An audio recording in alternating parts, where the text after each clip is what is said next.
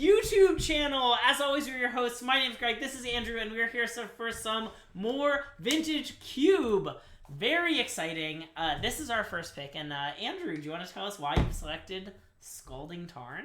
I just think it's pretty easy Scalding Tarn here. I mean, fetches in general are really good these days just because the tri-lands mean it's really easy to find the lands with land types you want. Yeah. You're really never hurting for the actual dual lands these days. You can easily place Tundra with Rogran Triarm or whatever.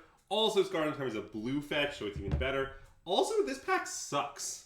I'm not even sure what the second best card is. It might be Skull Clamp. Skull Clamp's a nice one. Skull Clamp's pretty really good in 2014 Commander, my favorite format. Oh, I can make the card slightly larger. See, what I've learned is that for some reason now, whenever... That might be too big. Whenever Moto updates, it clears many settings. I don't know why it didn't used to do this, but it's been doing it lately. Anyway, yeah, this is a slam dunk Scalding Tarn. I think it's pretty insane to not. I would probably make fun of someone if they didn't take Scalding Tarn there. Would be my guess. Okay. All right, so this is pretty interesting. I mean, it's a high stakes event. You have to take Burst Lightning, right?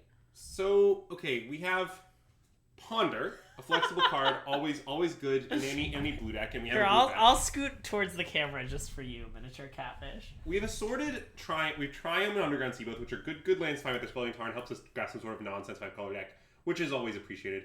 We have Moss Knight, which is a card I quite like. You need a bunch of card advantage to make it good, but it is just a monster you can play in any deck if you mean it, and that's often invaluable. And yeah, I think it's pretty much between that Ponder, Mox Diamond, and these two lands. Wow, I really thought there was going to be a butt there. No. I think any of these four is pretty reasonable. I kind of am inclined to take the Triome and just remain flexible, but it might be right to take the Mox. I'm not sure. Mox is yeah, I think I want to take this just to make the fetch good, but I wouldn't. It's possible Mox the pick. I'm not very confident. I've had kind of middling experience with this card. Sometimes you don't know the land. I don't know. Yeah. It's sometimes the worst card you've ever seen. Huh. All right. So this is a pick that might shock and appall those viewers who are old and washed. But once upon a time, the pick here would be Easy Library. Okay. However, Library's washed. I mean, it's still fine. I like Library. I usually play it, but. Yeah. This cube actually has one of the cards that I generally consider to be unreal and unpassable, which is Underworld Breach. I think Underworld Breach is completely insane. I think it's really, really easy to draft a Brain Freeze plus Lotus Petal / LED thing where you have an easy 3-card combo. Yeah. I even think it's easy to pick up if you end up with Time Walk or something, you can even just cast Time a couple times and just go off I don't even think it's limited to Storm. You just mix in the Breach combos into normal decks. Sure. This card's completely unreal. Okay. In fact, my rankings pack I think is Breach, Library, and then Reanimate and Fetch are close. Okay, I was wondering about with the Triome how good you thought Bloodstained Mire was. Oh, I do. I like it a lot. Yeah. But Reanimate's also very good because you can play it's a fair card or it's a Reanimator card, and it's also the best Reanimator card. Sure. Reanimate's very good, but I think it's just Breach here. Breach is obscene. It's so good. Yeah. And maybe we'll end up with something unfair here. I mean, obviously, Breach kind of pushed it this direction, and the strongest card in this pack is actually another unfair card, which is Fast Bond. Oh, okay. Because being able to play any number of lands is very good. You can combine this with land synergies. You can combine it with Corsive Crewfix. You can combine it with Wastelands. You can combine it with Crucibles. There's a lot of ways to go. We've already lost Crucible. I don't think it'll wheel. It might wheel. Really? Crucible's not that good. Also, there's other Crucible variants. Oh, sure. There's Ramnap Excavator, for example. Oh, really? Okay. But that Crucible sucks. So I think we should definitely get Fast Bond. Also, just kind of over nothing. Yeah. I don't know. Spell Burst is fine. Shallow Drive is fine. Okay. Water Gate is fine. None of this stuff is exciting. I'm happy to just take the high risk card. And now we're looking for draw 7s. That's the direction these cards push us in. Okay, yeah. Bristlebrand draws 7. I mean, that's not exactly what I meant. But we could take it. I mean, none of these cards help us that much. I mean, Outcome does some cool things with the cards we have, actually. That's true. Notably, bouncing Fast Bond is actually fine. It doesn't harm it anyway. And bouncing Breach can be actively good in weird situations. But Outcome really wants fast Artifact mana to make it cost 0, which we don't have any of right now. So it's probably pretty aggressive take. I love Fallen Shinobi. We don't really hit. This doesn't really look like a deck that's going in a very Fallen Shinobi-y direction. I think we should take Gristlefather, but I'm not very sure. This pick, I think, is way up in the air. Not just because none of these cards really play with the cards we have. Yeah. If we'd taken Reanimate, we'd easily take Gristlebrand. But now we're just kind of in this weird middle ground. And there's this pack. Jeez. It's not very good. Like, I really wanted to get some, like, rituals going, some Unfair Storm nonsense. There's kind of none of that here. There's no draw summons or anything. I don't even really know what we should take. The problem is I don't really like any of these cards. I mean, Bone Shards is fine. It's a way to discard Gristlebrand, I suppose. That's true. Treasure Cruise is fine. Rowelmancer is a fine fair card. All of these cards are reasonable. They're all very mid. But, yeah, I mean, I guess I think we should take Bone Shards. It's yeah, okay. very whatever. But I don't mind this card. I do like that it's Planeswalkers, which I think is quite relevant. Okay, well, it looks like maybe Reanimator's open. Although, Augur Bottom does play really nicely with Fastbond, actually. Oh, that's true. Because, like, and I kind of want to take that. Maybe I'm fighting the Reanimator tie too hard, but I don't know. We already passed Reanimate, which is a really strong card, and I kind of want to do some land-related nonsense. All right. You interested? Sure. That sounds fun. Okay. Well, this is actually kind of a good sign of land-related nonsense. So land-related nonsense is generally greenish. Sure. As a color, and there are a bunch of good green cards here. Wall of Roots, I think, is fine. Nothing exceptional, but a fine card. The rule of thumb that I found to be really effective, and this is not original to me at all, but I found it to be true, is mana dorks that make only green are a low priority. Mana dorks that fix are a high priority. Okay. That's how you should draft green generally in Q. Sure. So, like, Wall of Roots is a tier 2 mana dork, but it's still fine. Yeah, it's better than the dragon. I don't really like this card. I meant that dragon. Oh, actually, this dragon's pretty good. Actually, let's take this dragon. That's actually a good argument. I actually like this card quite a bit. It's a 5-drop, but it's a good 5-drop. Yeah. See, like, if we're trying to do some sort of land-related nonsense, we could take Crop Rot. Okay. Now, that's mostly good for assembling Dark Depths combo. Yeah. Which I guess we have no real even inkling of being at the moment. Yeah. So maybe taking it as loose. Do you want Jar? Jar's a draw 7, kind of. It's a pretty bad draw 7, but we could take Jar. I mean, it is nice with Fastbond. Maybe we should take Jar. That's probably we should take. I have not loved this card. Fine, let's take Jar. Okay. I don't like how many times I've convinced you on the card to play. Ooh, but now I want to take this for sure. Yeah. Because I understand we don't have the Wasteland, but now we're like all set up for it. Yeah. And I imagine these are in the sideboard right now. I don't think this card really does anything. I guess it fuels Breach. Interestingly. Yeah. Maybe that's is Tamiyo good? Is there any chance Tamiyo is good? Is Scooz good? I don't think so. Okay. I want to take this. Sure. It might be Maniacal. Okay, well, if we're gonna do some Breach nonsense, Bergie actually fits right into that. And I generally like this card. Okay. Like, it's just so we're kind of going through some red-green combo kind of angle. Yeah. Is this card good? It does some stuff. Yeah. Costs like Mystic Forge, lets you play lands at the top, which is kind of nice, right? Oh no, it's not lands. Yeah, okay, let's take this. Fine, whatever. Okay, well that actually is interesting if we end up with a Dark Depths combo type of deal. That's true, but we didn't get the crop rotation. Correct, I did not take crop rotation in hand.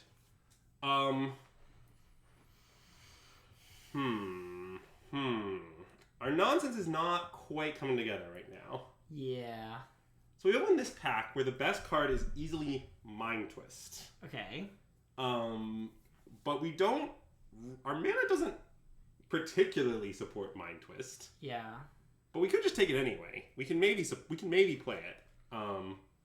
I mean, what's the alternative? Like, Sack Tribe Elder's fine. Uro's fine. I mean, Uro is not particularly good with Fastbond. Like, they don't really interact. Yeah, I guess I think we should take Mind Twist just because, like, what else are we even taking? Like, what's even all alternative? Like, V-Click and Datha Triumph? I mean, these are all just very middling cards. I think we should take Mind Twist. Okay. I found if you cast this card for, like, X equals 3 or 4 in the mid-game, you usually just win immediately, which is obviously great. Yeah. Okay, I don't want to go too deep on this, like, you know, lands plan until we actually get... We need to find a Wasteland or Strip Mine, which we don't have. Yeah, I mean, Peatland is a good thing to sack again and again. That's true.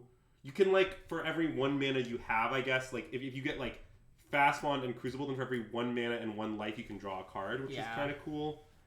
I don't know if that's that compelling, honestly.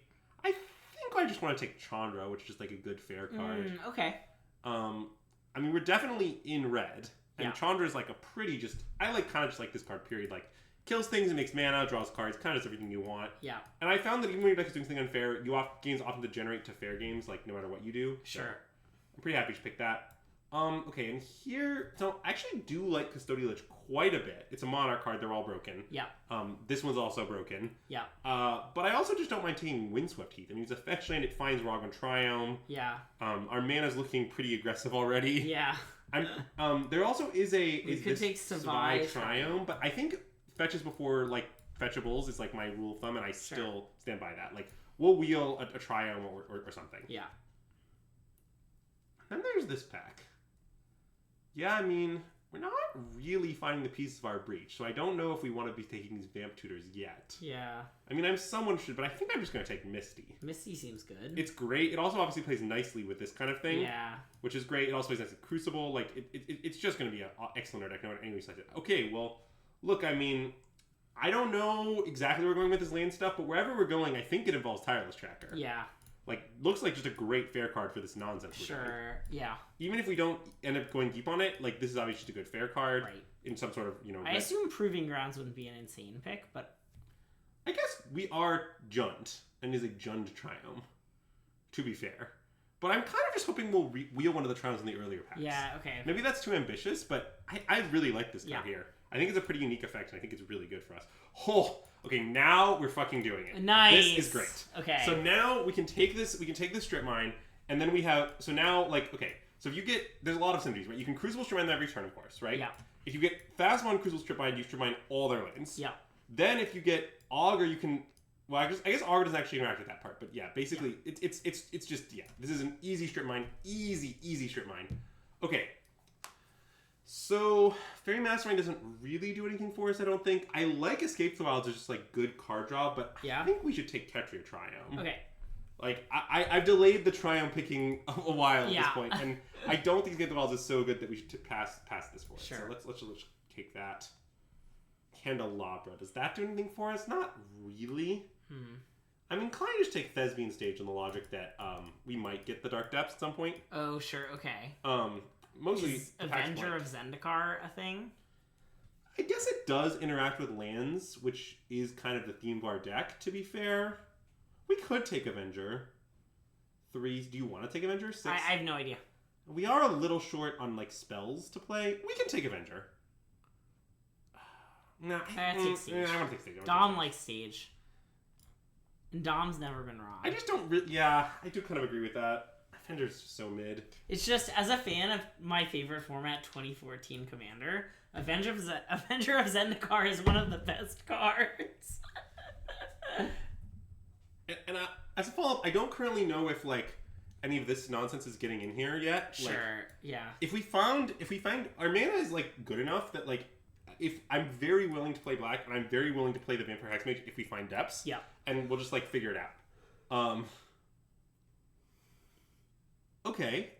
I mean, I like Sakutra Elder. Nothing special, but fixes our colors pretty nicely. How do you feel about calling this card Steve? I've never been a fan of it, and I'm not a fan of it. Really? Wow, that's a much hotter take than I was expecting. I just don't think it's that clever or funny. I don't think anyone thinks it's, like, clever or funny. It's just, it's Steve, you know? I don't know, sorry. And I don't currently know if this breach is getting in here, but again, the thing about this breach is that, like, it's not going to take that much for this card to be great. I guess there are literal 0... Oh, wait, it's not just spells. It's not just instants and sorceries. It's all non-lands, yeah. Avenger of Zendikar? That's a great name. I like that more. Calling it Steve is very Commander 2014. That's true. Well, I mean, I'm kind of down to just keep, like, leaning into land theme. Just take the Excavator. I mean... Yeah, I mean, like, this is what our deck does. I mean, I don't mind a Fimage or whatever, but I'd rather take our synergy pieces, I think. I agree. I also love calling it Fimage. I'd never heard that before, and I'm in. Oh, I think Grimmy actually might be good here. Ooh, okay. Like, we have a bunch of fetch lands. We could use some early drops, just like repeat picking off their creatures. Good against aggro. We're base red. Yeah. Like, I think there's a lot of ways to take it. We do have to be careful, but we only need one fetch in the bin. Yeah. So it's not that big a problem. Also, every time I take this card, I think in my head... Like, you know, this is Jimmy from Jim Raynor in StarCraft. I think this is Grimmy. But anyway, this is Grimmy. Nice. Yeah, so I think we'll just take Hangerback, I think. Okay. Just a fine, cheap card. We'll probably play it. It's nothing special, but also I like that we get... Oh, wow. That's great. Loot away all these excess lands in our hand. Yeah. We just playing lands in the bin every turn anyway. Like, very happy to take that. This is a very good card. I think that's late for it, honestly. Yeah. And yeah, we're kind of settling into the red-green lands archetype, which is a totally reasonable place to be. Mm-hmm. I don't really know about this like Tamio and this Mind Twist. There's like a lot of nonsense going on. I guess we can take this. I don't know. Sure. We're not gonna. Well, maybe we'll play this ritual. I don't know if I have to take this ritual. Ooh, that might get in there. I don't mind this card. Okay. It's not great or exciting or anything, but like, look, okay, we're already doing kind of a land destruction thing. Oh my god, what a fucking pack, Jesus. I mean, I love Wasteland here, where we're like really doing the land thing. We have multiple ways to recur it. Yeah. But there's also just fucking Time Walk, which is like maybe the best overall card in the cube, maybe second or third. It depends on who you ask. Yeah.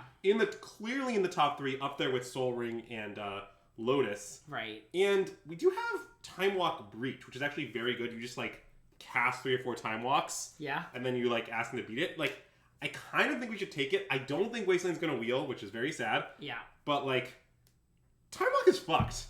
Like, Time Walk Tommy too. Yeah, we just have to take Time Walk. It's gonna make our deck in a kind of a weird space where like we don't have the Wasteland and we really need to find Strip Mine. But yeah, I think we should take this. It's obscene. It's just too good. Okay, so we definitely could use some acceleration.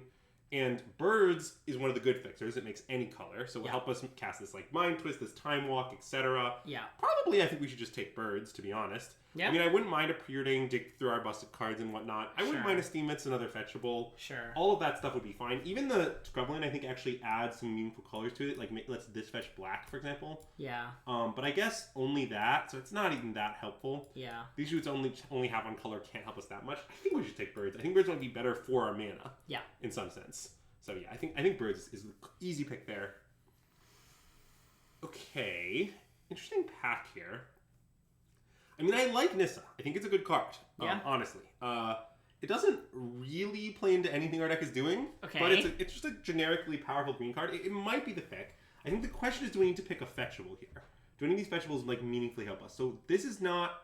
We have no. Blood Crypt is somewhat helpful. Blood Crypt's a little helpful because okay, let's see. So Blood Crypt lets this fetch black, which it can't right now. Yeah. Right. It also would let.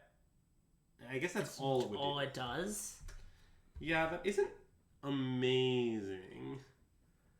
I'm not sure we should take Nissa or Blood Crypt. I think Nissa's just like pretty replaceable. I think I want to take Blood Crypt. Okay. But. I'm just worried about our 4-color mana base here, really. Yeah. This is fine, but, you know, we can do better.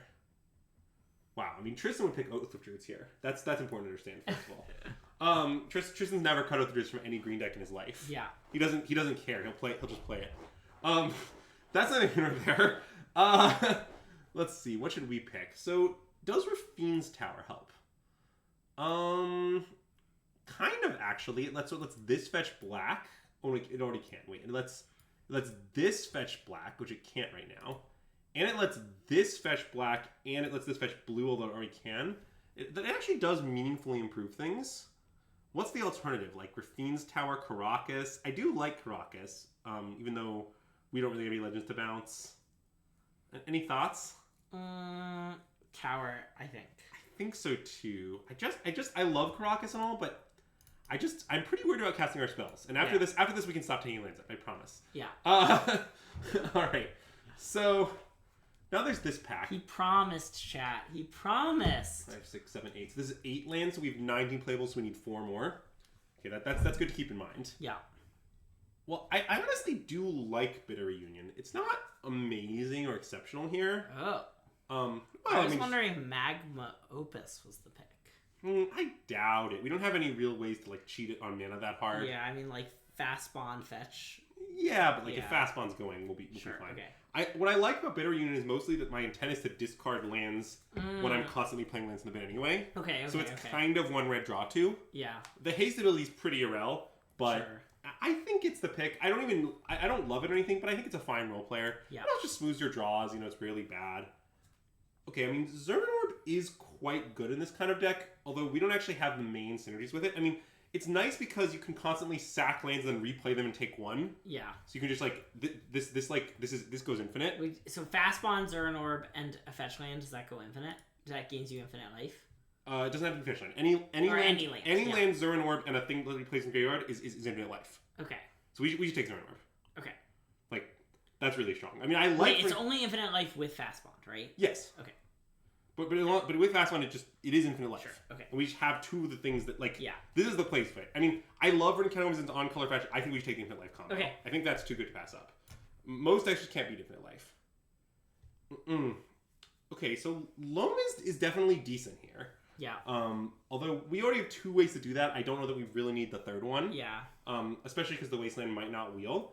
I mean, honestly, Weathered Wayfarer tutors for any land, right? So it does actually find the Strip Mine. I'm not entirely sure how castable it is. I mean, we have Rogren Triumph and Rafine's Tower. So definitely all of our fetches will find white. Which means it's pretty easy. So we have 5 white sources. Am I crazy if I just take Weathered Wayfarer? I kind of don't think I am. I don't think so. The issue is if we're strip mining them, they won't have more lands than us. Yeah, I guess maybe the don't condition... let it take off. Wait, let's take this, actually. Okay. Maybe that's maniacal. Channel? Channel do anything here? I guess not really. I like Channel, but I think it's irrelevant to everything we're doing. This pack, I think, is mostly blank for us. 5, 6, 7, 8, 9, which is unfortunate because I need a few more plays. Does this card do anything? Maybe. Oh. Actually, kind of. You get an emblem lets you... Wait, so we can get the emblem works, and then we can make things 3/3s, and like we can mill to get... Yeah. Let's take... I think this is probably a good... Ooh. What the fuck? Woo! We did it, chat! We did it! I was like excited to take the Primeval Tide, and I was like, great, Primetime Wheel. Then I was like, what?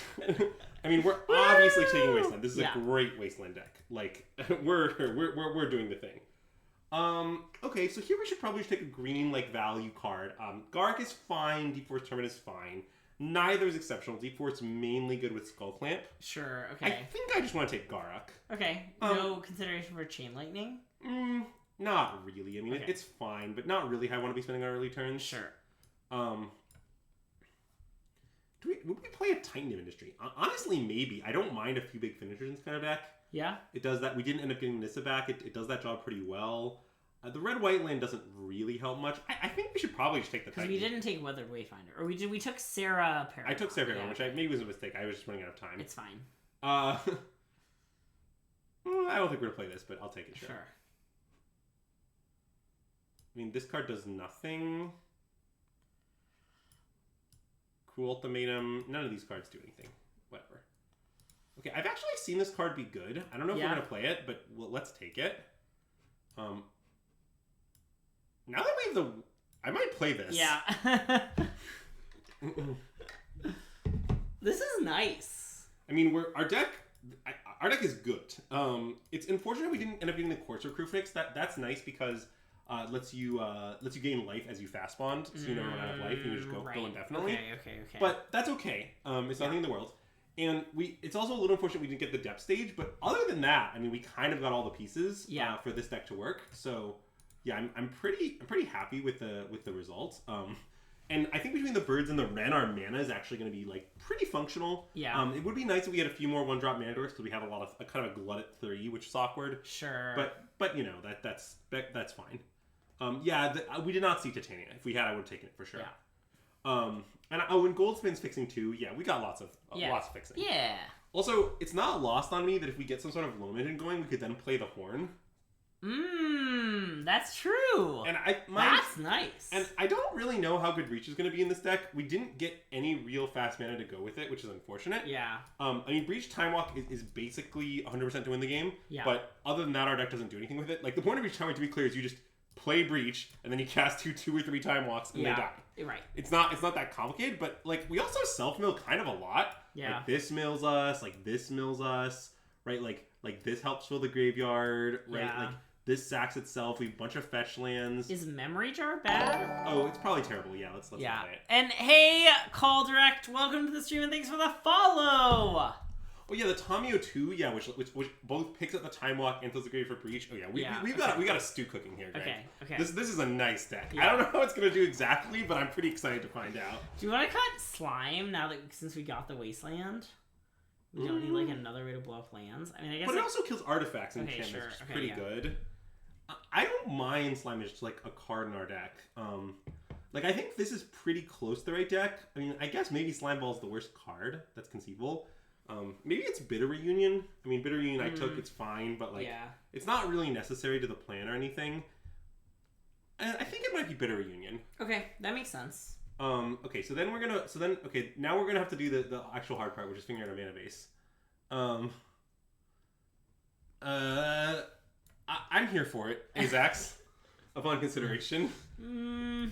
Alright, so Strip Mine, Wasteland are here. Also, do we want to play... Do you play fewer... Like, do you still want 23 lands not counting Strip Mine and Wasteland, or do those count as lands? They're lands. Okay. You can, like, use them to cast stuff until you're ready to start destroying all your opponent's lands. Sure. It's pretty functional. Okay, cool. So... Okay, wait. So let's start by counting our green sources. So this makes green. This land can fetch Catcher Triumphs. This makes green. Okay, yep. This land makes green. Yep. This land makes green. Yep. So there's 4 baseline green lands, right? And I would like 9 green sources. Okay. So I want at least 5 forests. Okay. All right, now red count. So this makes red. This makes... Basically, all of our lands make red except for Fiend's Tower. Yeah. So that's baseline of 6 red. So I want at least 5 forests and 3 melons. Okay, conveniently, that is all of the lands that we get. So I imagine that's just the mana base. Okay. It does mean that Sack Tribe can't find our other colors, but I think that's okay. Yeah. I mean, let's do a quick count to make sure that's okay, but... Wait. I said 5 and 3, right? 5 and 3, yeah. Yeah. So... Let's just briefly consider other colors. So blue, we have these 2 duels, Misty, Scalding Tarn, Windswept Heath, Rogwan. Yeah, this is plenty of blue. That's so many blue sources. Okay, black, we have Rogwan Triumph. Although notably, if you do want to breach Time Walk, you need multiple two blue. Yeah, but I think that'll still be fine. I think that'll still be fine. So the Blood Crypt, this finds it. Ooh, so black is the issue. Wait, no, because of Rafine's Tower. Oh, wait, no, Rafine's Tower means Misty this finds it and this finds it. Okay, both our splashes are totally fine. Okay. I think Sack Tribe will not fix our mana here. That's a little sad. It's still fine. I'm still happy. And we just have no white cards on our deck, right? Correct. Our deck is not white. Disaster. I mean, I was thinking with this that this could recast Strip Mines and Wastelands. That was my idea. But I kind of just panicked. But just once, right? Yeah, that's pretty obnoxious. Yeah. All right, let's do this. Yeah. Should you put up Plains into our deck because it's the best card in Magic, though? No, I'm good. Okay. Yeah, I don't know. We could play additional lands, but like part of it, right, is like these are also mana sources. Yeah. Like kind of my claim is like, imagine this was our deck, and imagine that like these cards like weren't here. This deck would not obviously play 17 lands. Yeah. In fact, I think it would probably play 16. Sure. So the idea is I'm counting these together as like one land, kind of. Okay. Also, once you have like Crucible or Ramnap Excavator or Crucible plus a fetch going, like every land you draw is a blank. Yeah. So this deck's relationship with whether it wants more or less lands is non-straightforward. Yeah. Like it's not as simple as like, oh, I have all these lands that do things, I should play more. It's like, well, but like Crucible Strip Mine is infinite lands, assuming you hit 3. So like, you know, I don't think you need as many as it might seem. Is Bergie good in this deck? It's not great, but I like that it works with Breach, and I like that we can play the Horn with our like lowest shit, and I think it does like enough stuff. Okay. I mean, it's definitely one of our worst cards. I could easily imagine playing like Bitter Reunion or something over it. Or the Giant. But I want to make, but I kind of want to make the Breach work. Okay, yeah. Like my main worry is that I want Breach to be good if I don't draw Time Walk. Sure. And I'm worried that's in danger of not being true, and just playing Bergie seems like a pretty easy way to make sure that happens. Yeah. The biggest, I think, limitation of our deck is that Fast One is the best card in our deck, and we don't really have any way to like find it. Yeah, that's true. Our deck is totally functional without it. We can just Wasteland people, Strip Mine to Oblivion. Yeah. Just once a turn is like often good enough to win. Sure. But yeah, like the Fast One is what turns our entire deck from like acceptable to unreal. Yeah.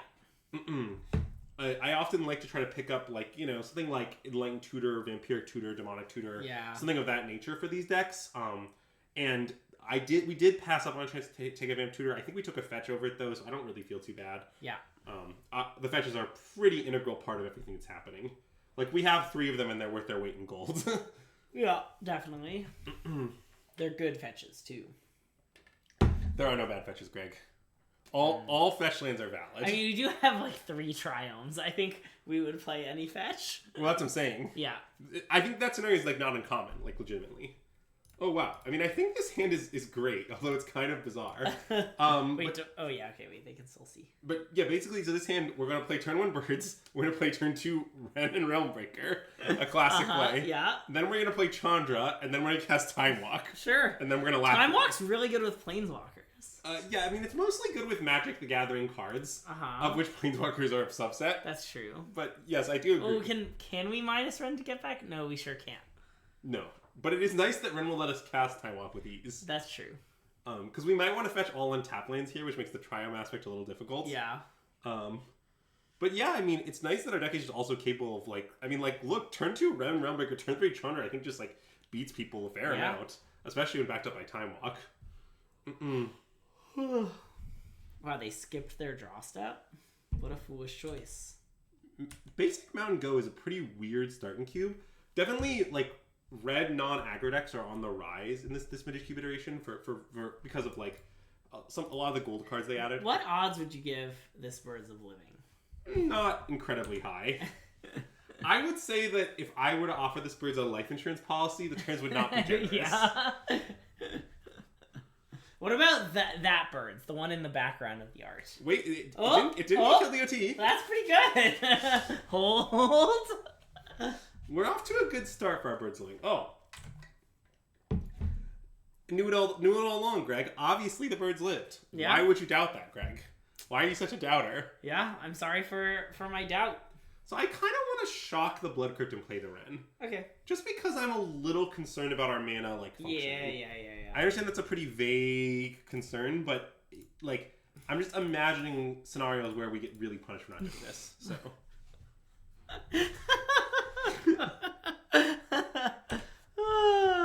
Yeah, I agree that insurance for birds might not be the industry of the future. Yeah. I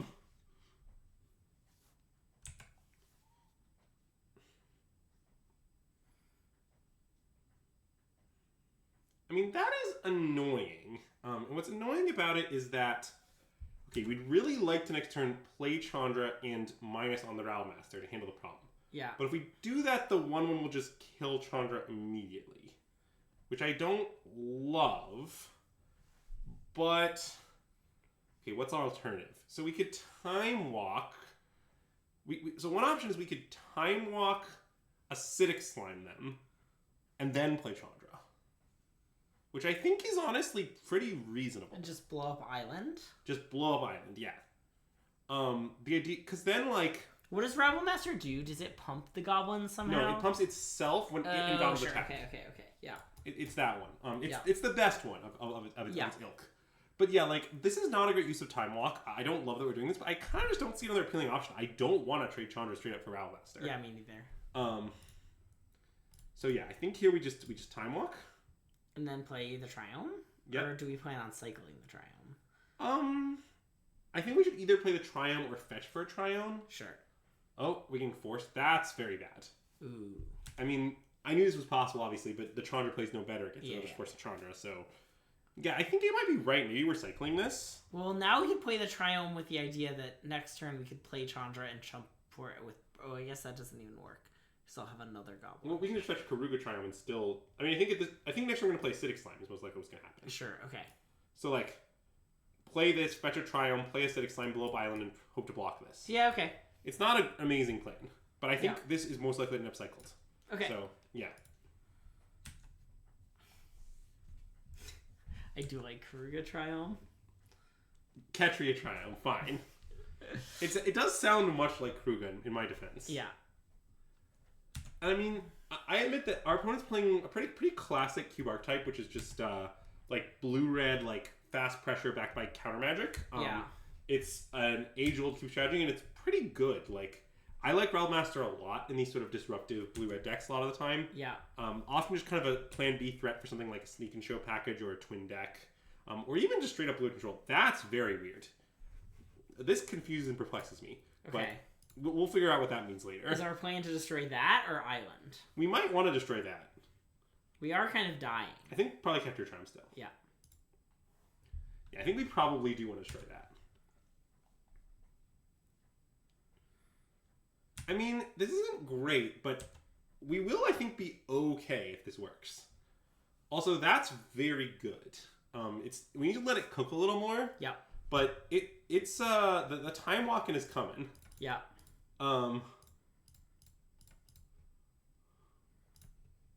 Yeah, I think we do want to blow this up. Yeah, I don't really understand our opponent's deck. It all made sense to me until the Sulfuric Vortex that you lost me at Vortex. Yeah. But, you know.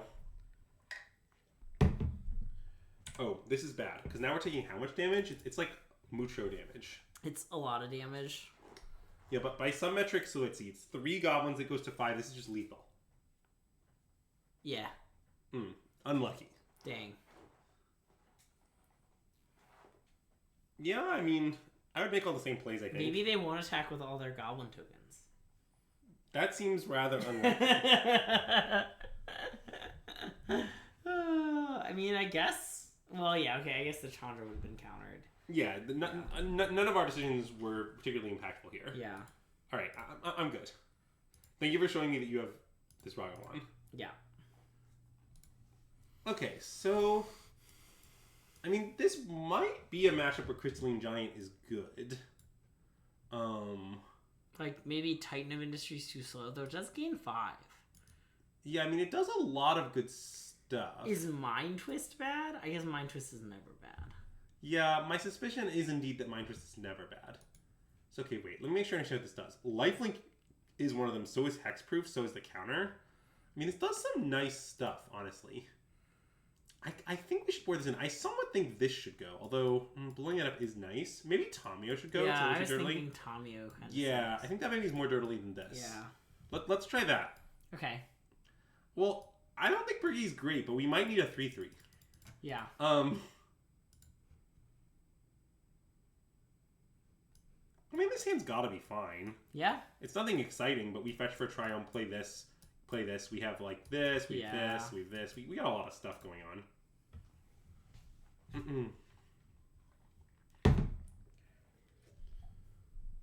Blue-red counter aggro. I mean, Ragavan is a great card in our opponent's deck. It's nice that our hand isn't too vulnerable to it, though. Yeah. Yeah, I do admit that I think Crystalline Giant might be just kind of a sleeper. Okay, so we want to find some sort of non-green thing. So we want either a Fiend Tower or Rogran Triome. Or sorry, let's see. So Rogran Makes irrelevant. red, which seems pretty good, right? So we either get red or we... oh, yeah. Black, yeah. Oh, wait. I guess maybe Ketcher is just better than Rogran. Because it gives the second green. Oh, that's true. Okay, yeah. I kind of think it is. I think it is. I mean, white does nothing. White does nothing, yeah. I mean, this means we're black screwed for the Mind Twist, but that's okay. Yeah. So, yeah, I mean, this is fine. I mean, we just play Sack Tribe, we pass.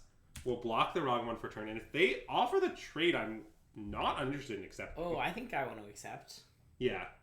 And if they spend a burn spell on our Sack Tribe Elder to get a hit in, I mean, that's gotta be fine, too. Like, yeah, okay. And now we're gonna sack, right? Or maybe we don't want to sack. It's not obvious we should sack. Because I'm pretty down to just untap and play Augur, even though we won't get immediate value. Yeah. It also helps us build towards Coven. It does help us build towards Coven. Yeah, rare good Ragavan deck. I mean, certainly that's fair. Ooh, wait, now I kind of want to play that, like bait 'em. Okay. Because I would like to play this with a land drop at the ready. Yeah. Although we do have the Horn Loam combo, but... Yeah, I know, but we have a lot of top end gas. We'll be fine. Besides, no one's ever beaten Berkey. Yeah. She's the god of storytelling. Okay, I mean, it seems like they're probably going to remand whatever we did there, so it didn't really matter. But I'm very happy we didn't sack the Sack Tribe and then get Garrick remanded. Like, yeah. That's how we'd lose this game, I think. I mean, we could certainly lose from here, but, you know. No. That's how we really lose. I'm pretty down to play the Augur, I think. Okay. I think the more interesting question is, so we play Augur. Will it resolve? Okay, it did. So now we could sack the Sack Tribe to get another look. Oh. But I'm a little scared about that. Like, it's pretty punishing if it doesn't work. And it's doing great work just as a 1/1. Yeah, okay, I'm down to chill. I mean, it does hurt that Hanger... I guess Hangerback's a fine draw. Well, if we want to shuffle, we can still do it on their end step. Don't forget. Okay, they're playing Chandra. Alright, and then presumably killing our Augur. See, like, now I'm pretty happy we just have Sack Traveler still. Yeah.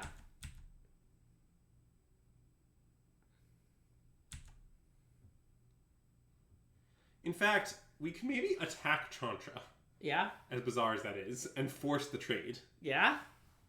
I'm, like, pretty down for that. Yeah, I know. Sack Traveler's on the warpath. Uh-huh. They weren't ready for this guy.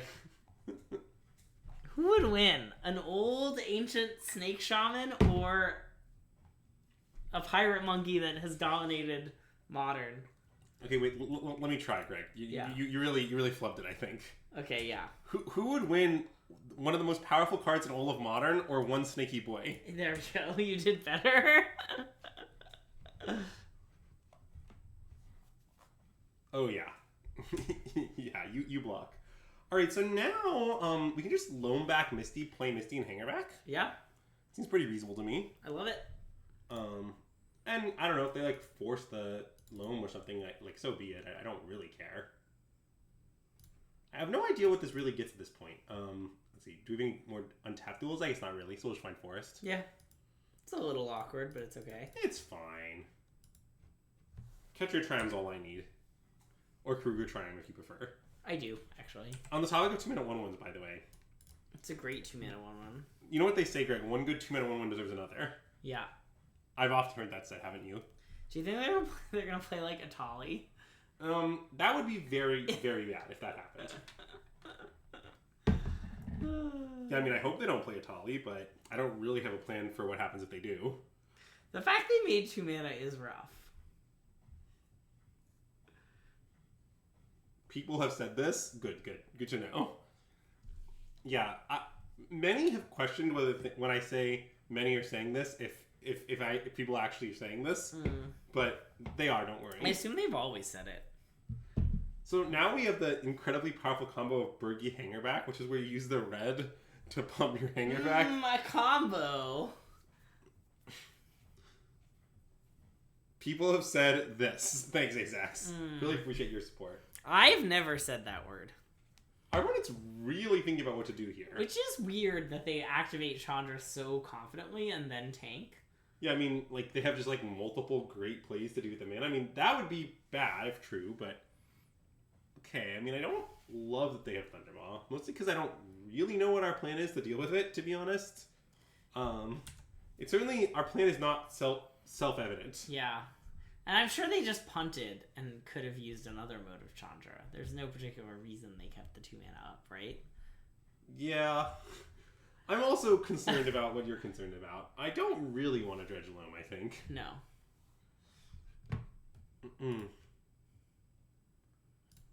Okay.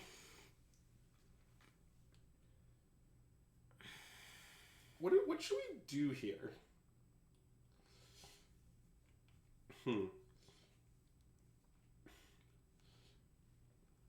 Our plays are not that compelling. I mean, we could try to resolve Garrick and then try and kill Chandra. Sorry, by what means? Oh, it doesn't have a plus that pumps. Never mind. Yeah, I mean, like... I assume that because it was Garrick, it's plus major creatures bigger. I don't know why you would assume that. Garrick's known for many things, guys. Yeah. Garrick doesn't untap... I bet this is the only Garrick that untaps lands. There's so many other green planeswalker that untap lands. Garrick would never. Yeah. That's some Nissa Vivian shit, you know? Okay, I think we should maybe play the spell we want them to counter. Bergie? Slime? I think Bergie's what we want them to counter. Slime costs 5. Because if Garrick gets to resolve, we can Garrick, untap lands, play Bergie. Oh, that's true. And then we try to, like, do some breach shit? Is our plan from there? Yeah. I guess that's actually pretty plausible. Classic do some breach shit angle. Yeah. Alright, I'm down to slam our Acidic Slime into their obvious counter magic. Yeah. This Garrick, the reason it's on my mind is because in Arena Chaos Draft, I had this Garrick. the one that Azax just put in the chat. Gark Unleashed? Wait, that's a nonsense Gark. I don't even know what that card does. It's just a random core set Gark. Yeah, I mean, I will feudally attack. What happened is it was pack 3, and we were like basically mono green. I was drafting with my brother. Yeah, I was like, who is we? I was drafting with my brother. We were basically mono green, green black, and like we opened this pack. It has a Garrick in it. I just take the Garrick and put it in our thing. And Jeff says, "What does that Garrick do?" And I say, "Don't worry about it. It's a Garrick." I guarantee it was the right pick. And then we played like 5 games and never drew Garrick. And at some point he like laughs and's like, "What does that Garrick even do?" And I was like, "Don't worry, it's not important." And sometimes we played it and easily won. I have a lot of concerns about recent developments in this game. Yeah, is it that we're at 1 leaf point? Yes, and I'm not exactly sure what our outs are. Uh-huh. I mean, I think they're gonna like chain lightning us and then we're gonna die. Well, okay, but let's imagine their hand is 2 lands. Imagine with me. I'm imagining. So, how do we get out of this? Like, it's possible we need to dredge Loam. Because it's possible we need to play Breach. Oh. So, yeah, see, I agree that it might involve Time Walk, but if it involves Time Walk, we actually get more looks at Time Walk by dredging Loam. Yeah, okay. Okay, but see, Time Walk's not... We need further discussion. Uh-huh. So what does getting out of this actually look like? So, like, we can dredge Loam... Yeah, we can dredge Loam, mill over Time Walk. Like, maybe we need to draw Time Walk, then we can Time Walk naturally, and then we can reach Time Walk again. And then, like... Yeah, like, maybe dredging it doesn't actually help. It sort of seems like it doesn't actually help. Okay, I like try and draw exactly Time Walk and hope they don't have a counterspell. Yeah, I mean, like... Okay, is there any alternative? I mean, the alternative would be, is there any way we can assemble the Infinite Life combo right now? Yeah. But I think it's... Yeah, like...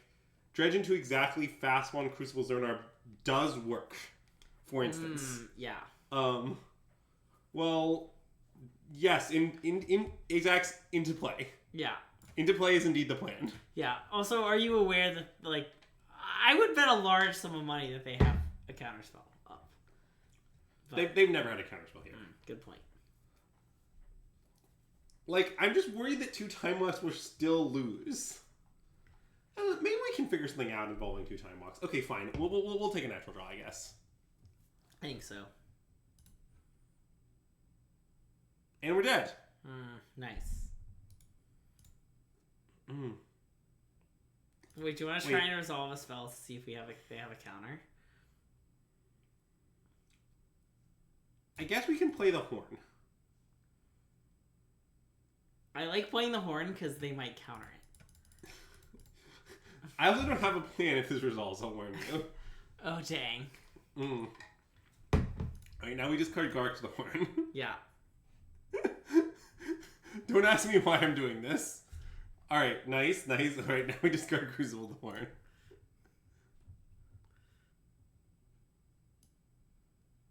Alright, nice. We got nothing. Let's concede. Nice. Well, as far as we know, they did a counterspell. Man, honestly, I think this deck is great. I'm kind of sad to lose with it. Yeah. But, alright, so be it, I guess.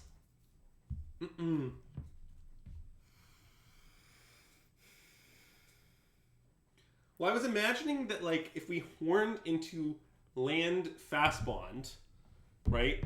And then we horned into 2 land, then we horn into land as rituals, and then we play, So wait. But we're at 1 life. That's a good point. Do we play Commander? We play the format Commander for Spikes, which is Vintage Cube. Yeah, no, is mostly the answer. Yeah, we don't really play Commander. Wait, I'm just trying to imagine the sequence. I think it might have been possible. So wait. So like here's the sequence with the Horn, right? We horn into land Fast Bond, right? Okay. We use Horn again. Okay. We horn into Zurin Orb land. Okay. We play Zurin Orb in the land. Yeah. Alright. Then we start sacking our lands to gain life. Yeah. Then we horn into land Excavator. Yeah. Okay, yeah. Then we gain infinite life. Yeah, okay. It was actually possible. It was right of me to do some horning, as it were. I have been known to on occasion play Commandeer.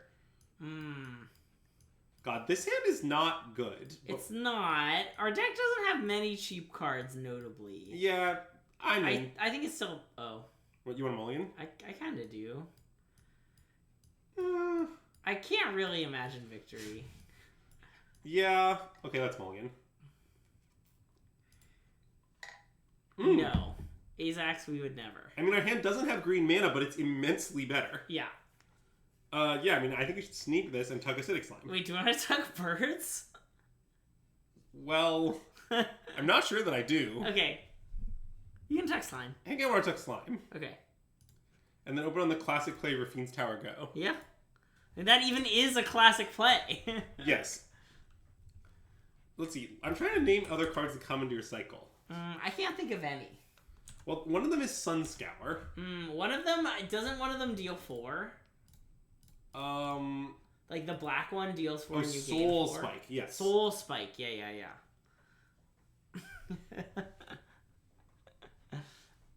No, I don't think that's one of them. No, I think that's a different cycle, yeah. Yeah. This Wasteland is looking kind of embarrassing. Yeah, I for one embarrassed. See, this is going to be great as our second green source. Just you wait. Oh, take another... The red one is a take another combat card. Rally of the Hordes? Something of the Hordes? Something of the Hordes. Something of the Hordes, yeah. Man, I wish we did one of those. Fury of the Horde. That would be a great draw right now, by the way. Which card? Season Peasy. Oh, yeah. Because our hand is bad? Yeah, I mean, our hand is not my favorite, but I don't really want to blow Time Walk as, like, 0 mana cycling. Yeah. So I'm just going to hang out. Well, it would deal him 1. Yeah, that doesn't really convince me very much. See, Greg, there's things that convince me and there's things that don't. Yeah. And what you said is not in the convince me category. I'm going to do a quick... I want to know how many Garriks have the word land in them. Oh, I bet it's more than you think. For example, one of them makes worms equal to your lands as ultimate. Oh, that's true. Yeah, the very first 2 Garriks. Garrick Wildspeaker and Garrick Primal Hunter. I think those are the first 2 Garriks. What is with us in playing against Blue-Red Sulfuric Vortex? Blue-Red Sulfuric Vortex is both not an archetype and quite good against us. This is so sad! It's fine. I'm sure we'll draw Strip Mine soon. Yeah.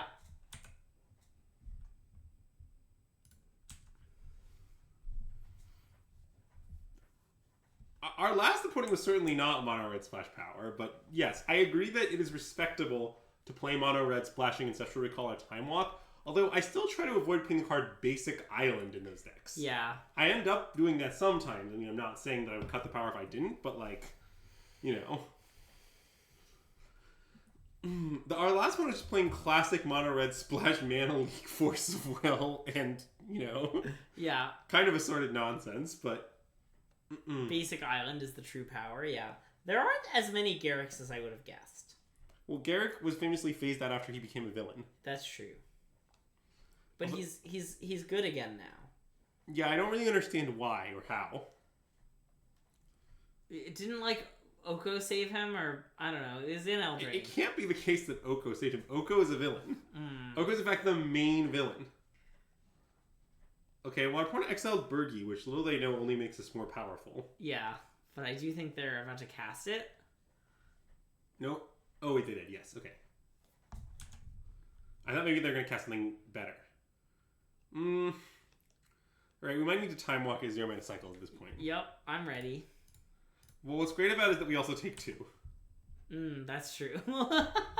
Classic Street Wraith situation. Yeah, I do love casting one of the best cards in Cubist, Street Wraith. What's the most disheartening about this is I think our first hand might have won. That's true. You're right. I'm sorry. Oh no, I think it was right to Wall. Let's concede. Yeah. I guess I cannot concede. I would concede.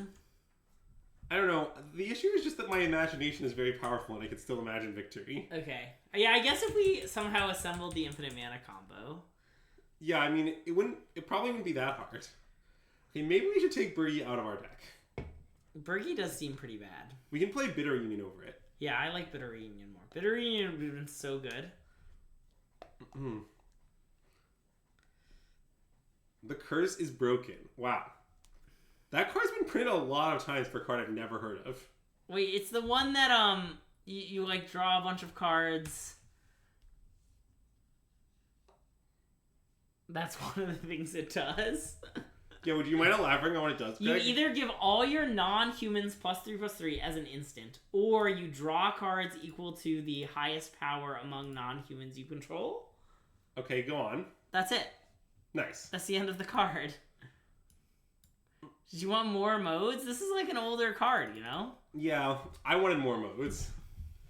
Greg, the people always want more modes. If you control a Garruk Planeswalker, you get both. Okay, this hand seems... It's a little awkward, but it seems fine. Yeah, okay. I would say our mana has not exactly performed to expectation. Yeah. If it did have more modes, what would they be? Well, it has to involve the word non-human. Maybe, like, create a 1/1 human, you know? In case you are a humans deck. What? Classic 5 untap a certain amount of lands. Yeah, that's a great Look, ability if you for just Chef. untap 6 lands. Everyone knows that when Garruk returns to his initial state, he goes likes back to his untap roots. lands, yeah. When he untaps lands. The 1/1 human mode is like, in case you accidentally end up with this card in a humans deck, you don't want all these non-humans things. Your mode is unhinged. The mode of untap some lands is very reasonable. Like, what it... Like, I assume the card 5 mana untaps... What is the N? 5 mana untap N lands. Oh no, if this card were printed today, first of all, we choose 2. Sure, okay. Yeah, it's just like, choose 2, like, draw some... What the fuck? This is the same goddamn deck. It, like, just literally is. Also, we drew this card. I mean, I'm gonna cast it. And do nothing with it? Well, yeah, but we have Augur Bottom in our hands. Oh, that's true. Like, if we just draw a land next turn, we can play lands on top of our library until we stop hitting them. Yeah. Which is pretty good, in fact. Okay, get that out of here. I wanted to draw a land anyway. Yeah. It's okay. The top 15 cards of our deck are all lands. I mean, 15 is probably more than we'd be willing to play.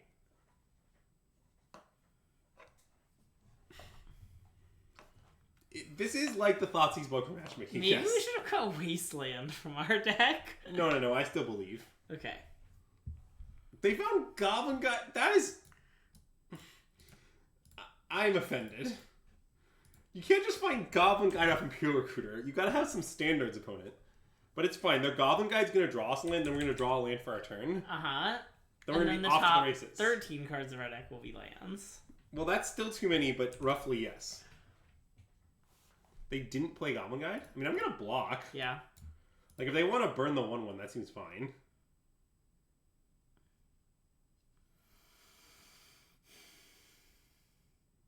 Are they gonna discard the Goblin Guide? That would be very funny, and probably they should. Yeah, it's not unreasonable. Wow, they didn't. They don't have any lands, apparently, so they discard expensive cards. Okay. Wait. That's not a green source. It's but okay. It's fine, we can pick Crystalline Crystalline Giant. Giant. Much better than Bergie. You know, we have 9 green sources, not counting, like, birds and whatnot. Yeah. I feel like we've had more trouble than we would on average, but that's nothing here or there. What do we gain? Trampled? One of the worst possible? Thank you. Yeah, I mean, like, that's worse than lifelink, first strike, ++1 counter, hexproof. I mean, it's probably not the literal worst. No, I think it might be the literal worst. No, we gain, like, menace. Reach would be pretty bad. Reach might be better than trample. Reach is probably better. What if they play a flyer? What if they play the 1 ring? Which ring? It could be any ring. Okay.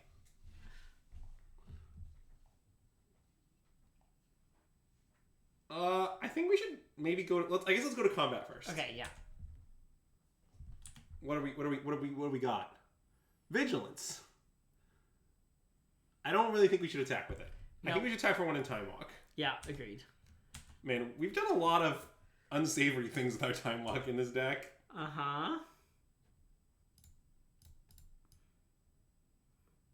Well, I know that it sucks here, but...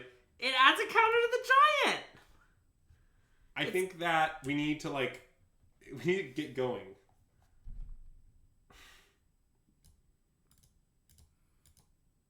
Yes. Yes. I'm not... Are you flying now? Hexproof. That's always a nice one. Okay. I mean... You know, among games I've played that I'm hideously losing, this one isn't going too badly. That's true. They didn't even activate their ring.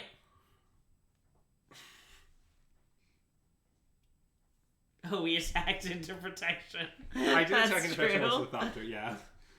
It was good Val. Mm-hmm. I achieved my goals with that attack.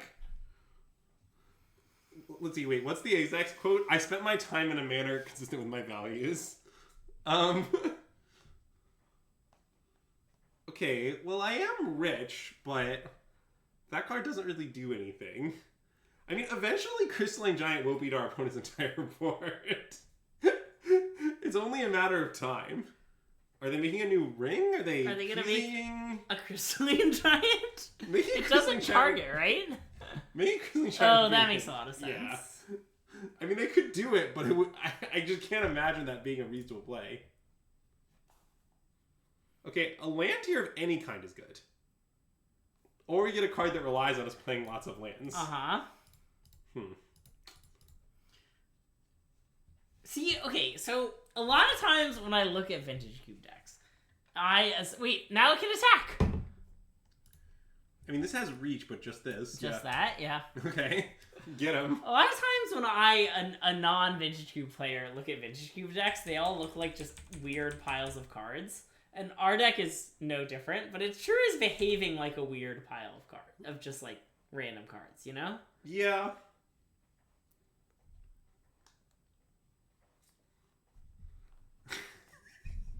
Look at this nonsense. At least on Arena, like I have the style, so it like looks weird. Ooh, investigate. Okay, well now we can play this. Yeah, now we're going somewhere. I mean, I think we might be currently winning. Lifelink? Well, first strike? That's pretty good. So now we check for 7. Yeah. And we make a double power treasure. Yeah. Off the gold span. Our opponent goes to 7 with the ring in play, dealing them 2. Yeah. And we can tighten. No, we can't. Yeah, we can. Next turn, the world is our oyster. Yeah. Man,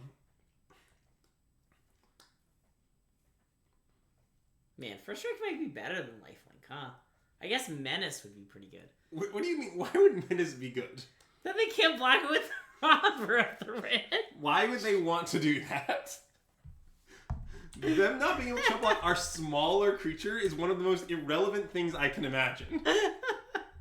I don't know. But I do think it's pretty likely like next turn menace would be, what if they play another flyer? I mean, our opponent's just dead on board right now. Yeah. They're using the ring, but now they have to like kill our Goldspan and block Crystalline Giant. And that gives us mana when they kill the Goldspan as well. Oh, that's true. So, like, it's like, I don't know. I think our opponent has a lot of problems here. Like, we are somehow going to win with Crystalline Giant and a Dream. Nice. This Crystalline Giant is Crystalline Giant broken all along? I guess so. So I've been putting this in all my decks. I like how because Ikoria released during the pandemic, nobody ever had to play with this card in real life. Because it sounds awful in real life. Okay, there's an important change we have to make. Get this wasteland out of our deck. Yeah. All right. It's gone. I'm adding a basic forest. Add a forest. Yeah. Okay. Anything else? I don't really want any of these cards, I think. I don't think so. Yeah, okay. Yeah, we really should cut it for White Plume. That is a good point.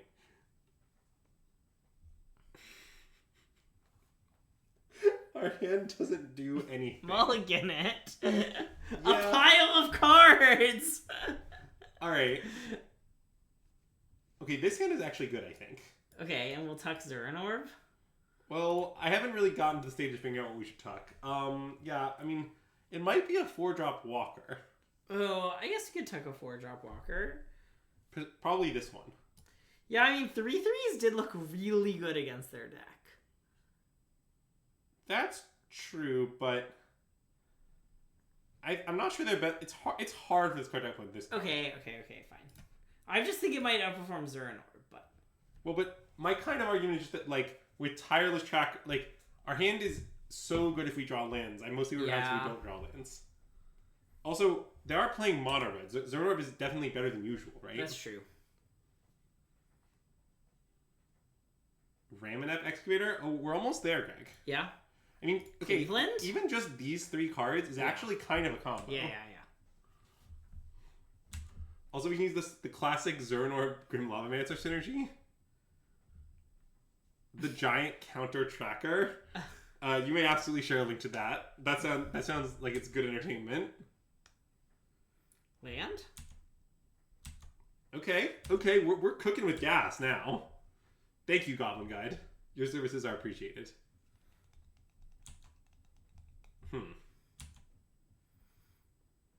Okay, I mean, I guess I can play the Zernorb at this point if I want to. I mean, I can't really imagine using it, but...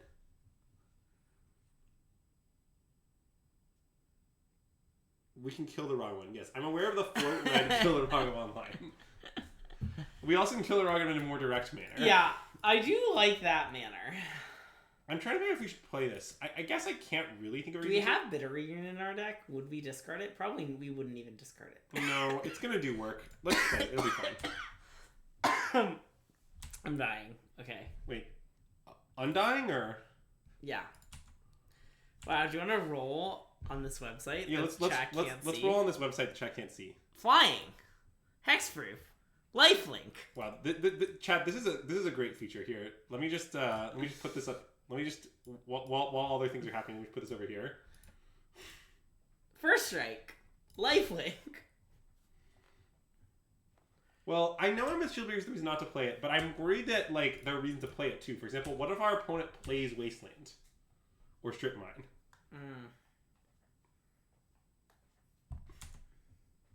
The problem is that I can name reasons to play it and not to play it, which means I'm not sure what to do. Also, I'm pretty inclined to just play a 2-3 next turn. Love 2-3. No one's ever beaten a 2-3, Greg.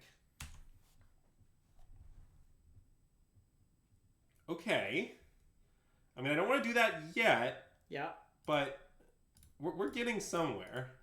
Where? Any particular famous city that we might be getting to? Yes. Sioux Falls, South Dakota. That's a nice one. Great city. I mean, I'm definitely going to block here. Probably just the Pyro, even though they could exile at some point. Yeah. Maybe we're supposed to block the Goblin Guy because of that. Yeah, having more lands actually doesn't seem that important to me at this point. Yeah. I think blocking this is reasonable. Okay.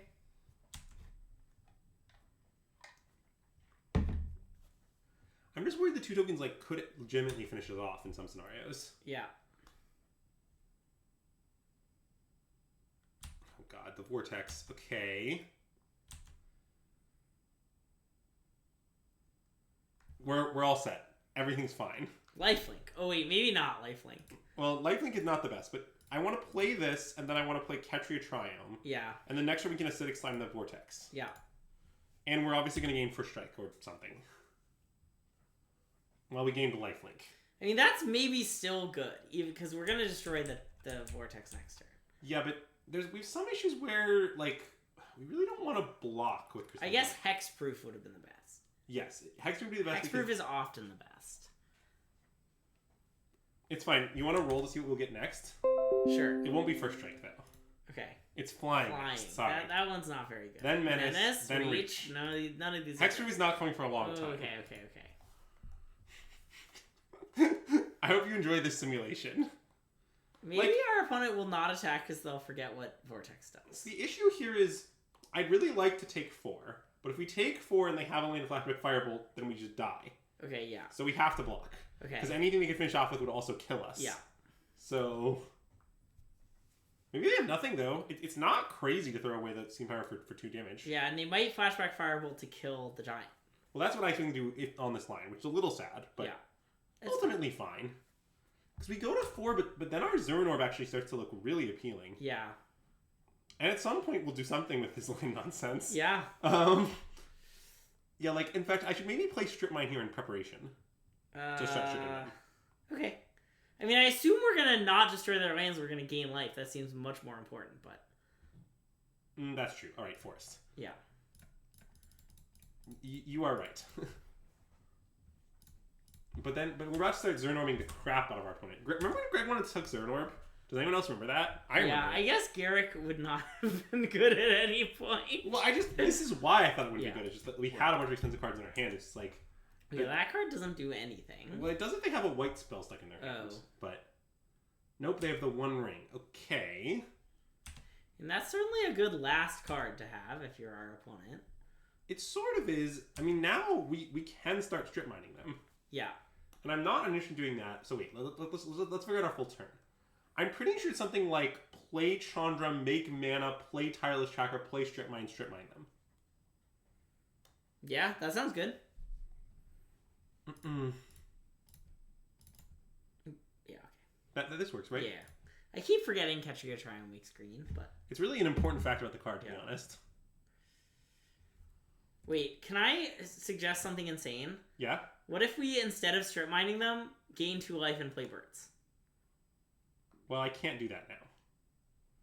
Because I don't have green. Oh, we don't have a way to play lands from our graveyard. Right, okay, yeah. Well, there's not any land... Yeah. Well, I meant, like, But I think Zernorb might be good, legitimately. Notably, they have a lot of cards now. That's true. And I kind of want to make them... I sort of want to, like, make our opponent... Okay, this is quite the phrase, but bear with me. Yeah. I want to make our opponent make us use the Zernorb. Sure.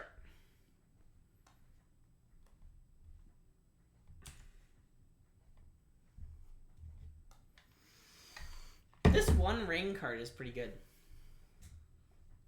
I'm surprised it hasn't seen play in more formats. Our opponent's deck doesn't have much defensive speed. Exactly. Slasher gets it. You want to make Greg make you make our opponents use the orb, yeah. Yeah, Azax gets it. I mean, we're actually going to clock them surprisingly quick here, I think, with the Tireless Tracker, too. Well, also, I think they're going to clock themselves surprisingly quick. But... Well, yeah, like the combination of, like, you know, our stuff and their stuff will result in their life total decreasing at a surprising rate. I'm going to be surprised. They all look like commander cards. Every card in Vintage Cube looks like a commander card. Tireless Tracker, Acidic Slime.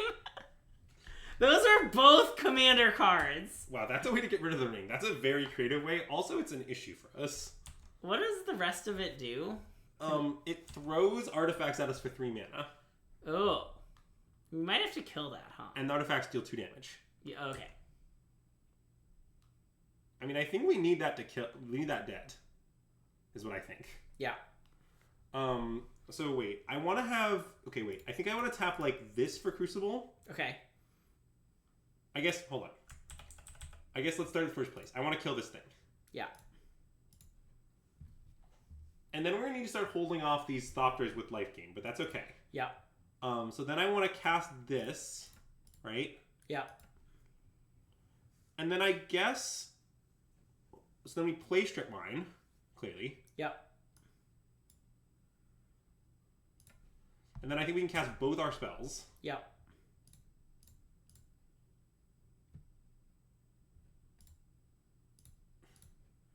And then since our win con is the One Ring, I sort of want to get aggressive with Tyler. No, I guess I think double block it is that bad.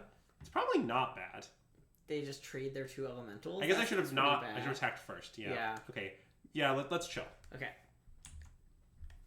And they could also kill Chandra here, but we can just block with birds. Oh yeah, I was gonna say. I feel like if they do that, we should. It's not that much of a problem.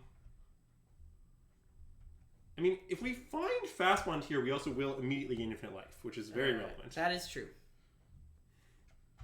And when you start like cracking our clues and looking for it, I mean, our deck is sort of doing. We're kind of humming on all cylinders here. Like, yeah, I think we're going to be able to defeat this ring, but it certainly is not decided. Which ring? It could be any ring. Okay. Like, the issue is just that it's possible our opponent can do something that will make their damage output be so high that, like... like, basically, if they draw, like, Thundermaw here, that's a really big problem. Ooh, that's true. I don't know if they have that card, though. That was a different opponent, as I recall. Nahiri's Warcrafting. Alright. they're killing a bird to let them kill the Chandra, presumably. And they get to draw 4. Look at the top 4 and play one of them. Okay. It's not draw 4. Okay. But yeah. Got it. But see, if the Zerun was Gark, all the problems would be solved. I'll stop making fun of you now. That was my last little jab. I bet it's not. I bet he's gonna say it one more time. Look at him. He's just dying here. He just wants to do it so badly, but he doesn't want to prove me wrong. It's really a win-win for me. Yeah, I've been got. I didn't think it drew X. I thought it, exiled X cards, but you had to play them this turn. No, one of those cards from among X. Yeah. Cruelty like this is why Greg is moving. Oh god, that's a good card they exiled. Oh no, they're gonna tell us a story? I mean, yeah, I guess it doesn't fundamentally change anything about the game. Yeah. But it's not great for us, certainly.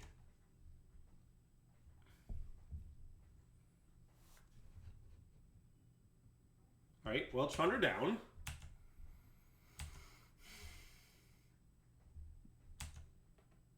Azax, I refuse to...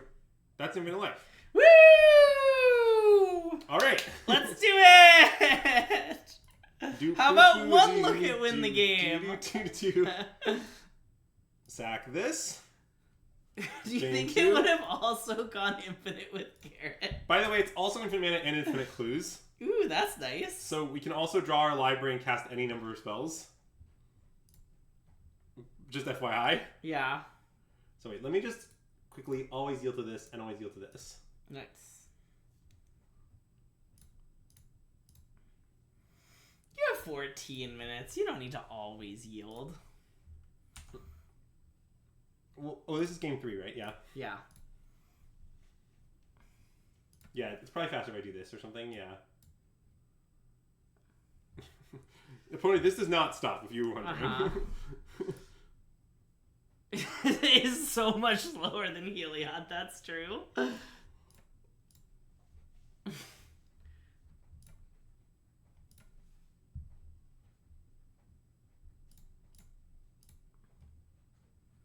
Okay, I should probably start making red at this point. Sure.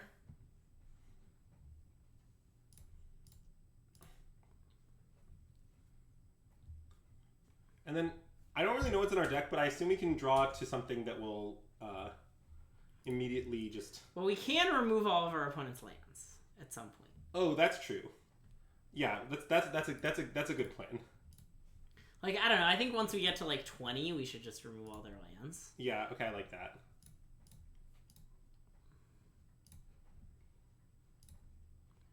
We also can draw our deck and draw to something that does something. Yeah.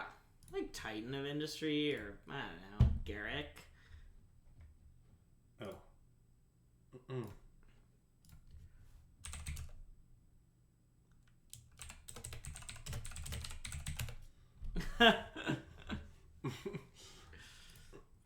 They just said, is this infinite mana in cards? And we said yes. And then they conceded.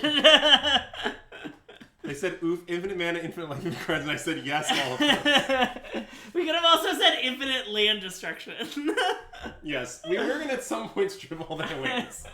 And then, we were just going to draw cards, and yeah, we do the thing. Is the draw card button bugged and doesn't work? It works inconsistently. Don't worry.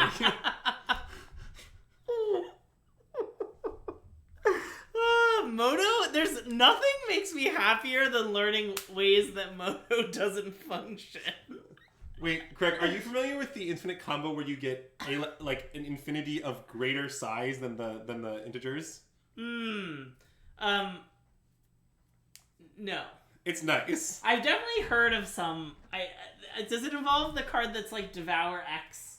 It involves doubling season as part of it. Ooh, that's and then nice. It involves you put counters on your creatures, and then counters go infinite, and then you go infinite of the... I don't remember the line. Does it give you the infinity of the real numbers, or maybe an infinity in between those two? I think it's Aleph 1. But yes. Dang, my math joke was lost on Andrew. it's unknown. It's an open problem. The continuum hypothesis asks, is there an infinity between the infinity of the real number? Oh, I did miss that. So then when I said, could it be an infinity between them? Or it's not open. It's like contingent, independent of the axioms. Yeah. Depends how you feel about Zorn's lemma and all that stuff. Whatever. Yeah, personally, I hate Zorn's lemma. Yeah, but how do you feel about the axiom of choice? I haven't really chosen a side on that. Okay, I mean, as we all know, the axiom of choice is true, Zorn's lemma is false, and the continuum hypothesis could go either way, so... Well, are you aware of the important... But, Greg, how do you feel about whether P equals NP?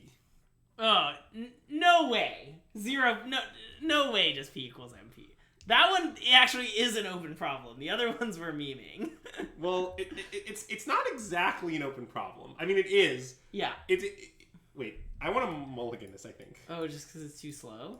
Yeah, it is notably terrible. I mean, we can we're on the draw. Yeah, okay, we can mulligan. Alright, I'm down to keep. Yeah. I mean, P versus NP is objectively an open problem, but, like, proving it is the open problem. Well, basically, the thing about P equals NP is that no reasonable person who knows anything about the problem thinks that P equals NP. Yeah, but I'm a theoretical mathematician. That doesn't matter to me at all. Yeah, but I'm a practical computer scientist, so it matters to me substantially. I understand. Ooh, that solves all of our problems. On our deck.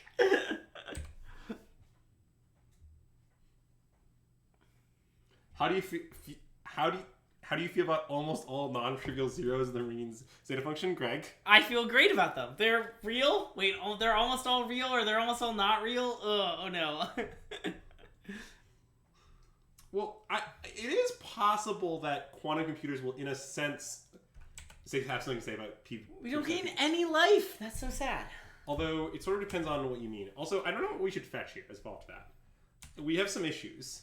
Notably, we can't fetch a land that produces red and black, I don't think. Yeah. We could find the one that makes red and blue. Yeah, I mean, I guess that's what we should do and accept that our mind twist is blank. We're certainly not twisting anytime soon. Right. Yes. That I have also seen results to that effect. Yeah.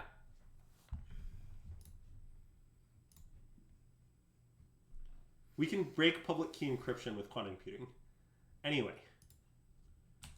For the record, I love public key encryption. Just FYI.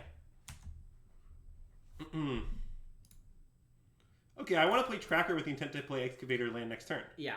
And if they kill it and we bait the kill spell meant for Excavator, a deal. Yeah. I'm in. Mission accomplished.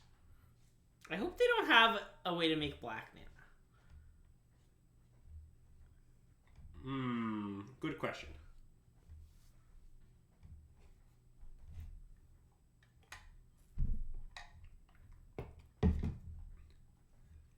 None of this matters any practical way to anyone. Yeah. Is the correct answer to your question. I feel like, okay, of open math problems, and don't ask me why, I don't have a good answer, but of open math problems, I feel like the Riemann hypothesis is more likely to have applications to the real world than most. I mean, if P equals NP were true, it would have great implications to the That's real world. true. We'd be fucked. We being banking via the internet, mostly. But also many other things. Well, yes. If P equals NP were true, it would like tomorrow all banks would immediately have to take online banking offline, and every password on every website would be breakable. Yeah. And therefore nothing significant could ever be protected by password, basically is what it would mean. Also, if you don't know what we're talking about, I'm going to give a shout out to one of my favorite channels on YouTube. They only have 2 videos, but they're the 2 best videos at explaining math on the internet. It's called Hacker Dashery is the name of the YouTube channel. They just like made 2 absolute banger math YouTube videos that are better than any math YouTube videos I've ever watched, and then disappeared from the face of the earth. But one of them explains the P versus NP problem. You should go watch their videos, like them, and then comment and be like, yo man, make more videos. Yeah, national security. Oh, I like 3 Blue 1 Brown. I like 3 Blue 1 Brown too. But I kind of met the guy.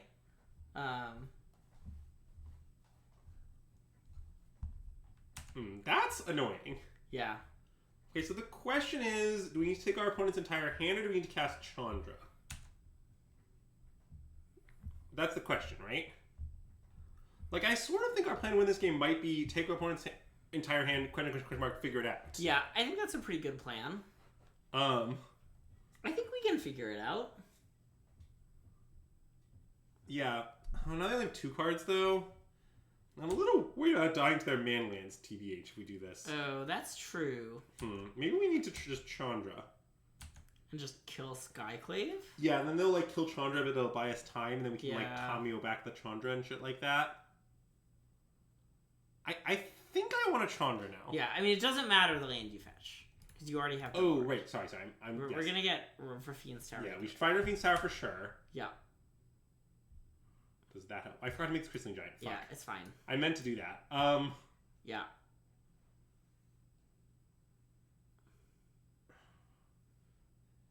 Yeah, I mean, I think we should just jam our Chandra. Yeah. It's not my favorite line I've ever taken, if I'm being honest. That is insane. Let's see. I'm trying to remember. There's another defunct math YouTube channel I really liked, but I'm blanking on the name now. Is it? I mean, Vi Hart doesn't make as many videos. Oh, I like anymore. her. Yes, that's what I'm I like Vi Hart. You nailed yeah. to a thing of in one try. Yes, I'm very good at this. I watch a lot of math, notably for my last job. I like had to be very on top of math YouTube.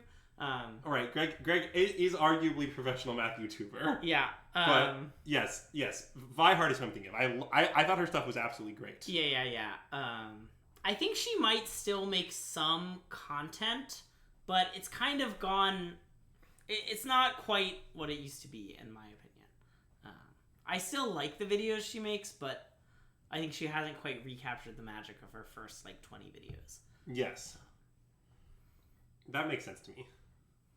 I love Numberphile. I have only great things to say about Numberphile. I don't dislike Numberphile, but recommending Numberphile is, that's very pedestrian. I think recommending Numberphile... I think Numberphile, 3 Blue, 1 Brown, and Vi Hart are all in the same axis of recommendability. If that makes sense. But it's so pedestrian. Don't you aspire to better things? Okay, so... I also have met the Numberphile people. Okay, so I think here what we should do is play Bergie and Mind Twist their last card. Maybe that's not what we should do. Okay, the other line is we could get Tamio going. Now, Tamio will rapidly cease to go. Yeah, you want to plus Tamio? Well, we're trying to set up a breach. Oh, because Tamio mills a bunch. You plus Tamio named Time Walk or something? Time Walk was what I was thinking naming, yes. Yeah. Wait, I kind of like that, actually. And then if they want to kill it, they have to animate Colony, which takes almost all of their mana. But they can kill it. But then... Oh.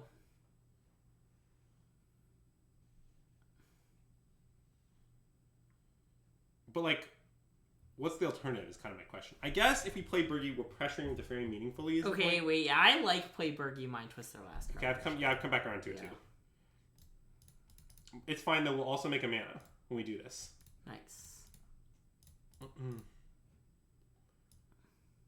Yeah, I have mixed feelings about the -1, 1 plus 2 plus 3 plus 4 equaling -112 thing.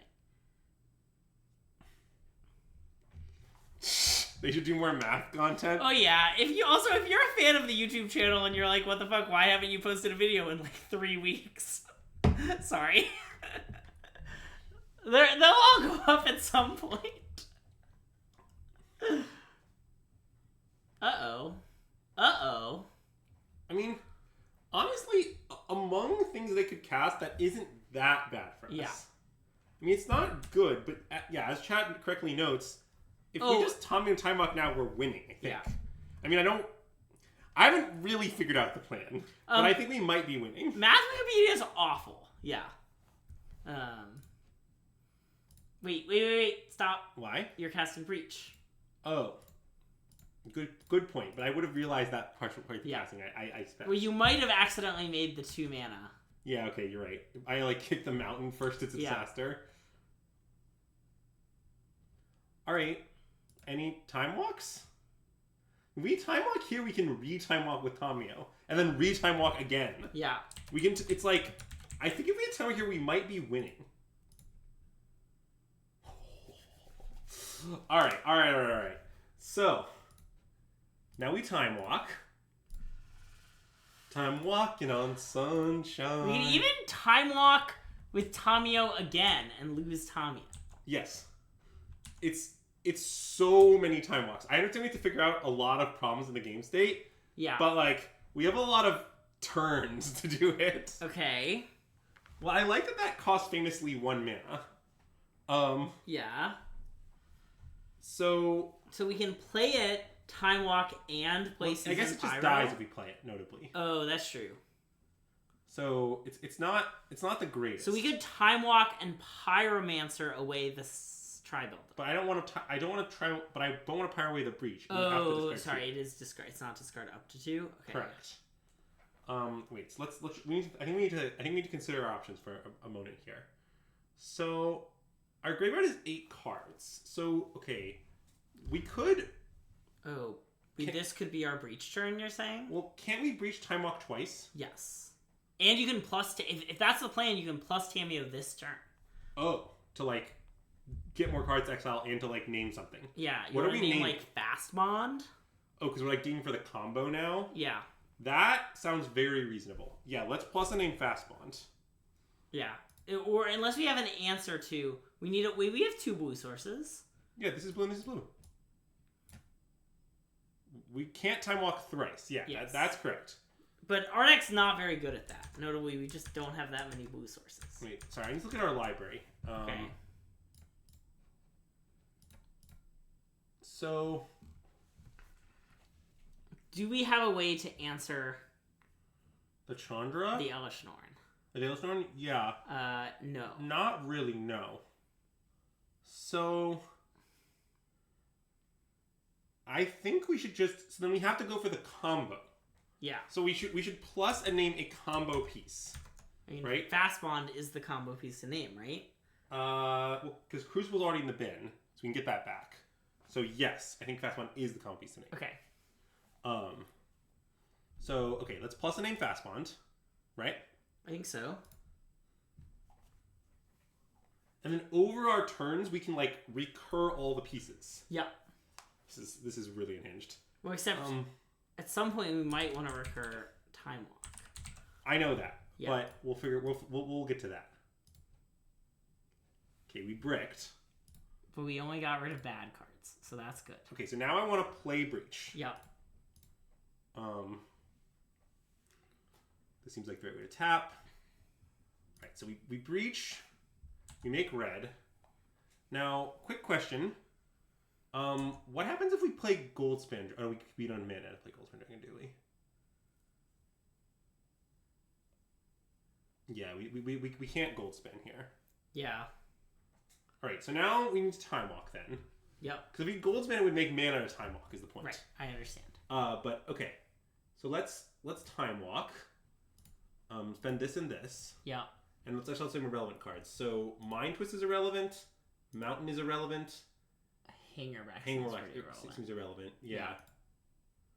So it is an infinite mana outlet, I suppose, but I don't think that's incredibly important. Yeah.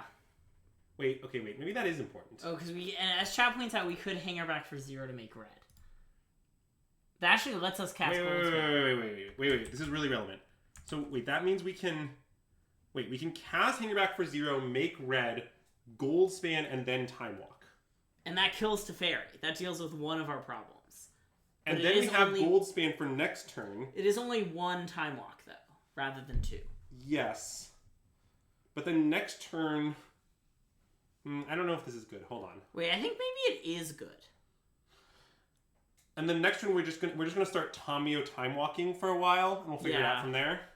Okay. Do we have enough yard cards? Yeah, I think so. We can Tamio back Breach. That's true, but our yard cards will be mostly gone at that point. Time back Breach is very good. Is very good. So yeah, I think we can only Time Walk once we do this, but I think it might be right. But yes. Oh wait, they're right. Chat's right. But I don't think. Oh, it doesn't work because you have to attack, so the red goes away. Yeah. Well, no, it doesn't. It doesn't empty. That's not how this works. Oh, sure. Okay. Yeah. We have to. It's that. So dragon is 3, Hangerback is 3, Time Walk is 3. Okay. So wait. In fact, can we do all of that. Can we... Well, Hanger back will go back to the... I'm not sure this is better than just time walking twice. Okay, let's time walk twice. I mean, what I like about it is that it gets to fairy off the board. I know, but I'm not sure that's that important. Yeah, in fact. okay. Okay, so I'm going to exile this, and Mind Twist. Sure. Because one fetch is all we need, really. Yeah, okay. I'll actually wait to be the other fetch. Sorry. God, clock's going to issue this game. Okay, Windswept Heath. Yeah. Okay, exile those. Time Walk. Make blue. Alright, Time Walk again. Exile Forest, Chandra, and... now Goldspan, maybe? Or we might want to bounce that. I guess I don't think we want the Singer back. Okay, sure. Get rid of it. Okay.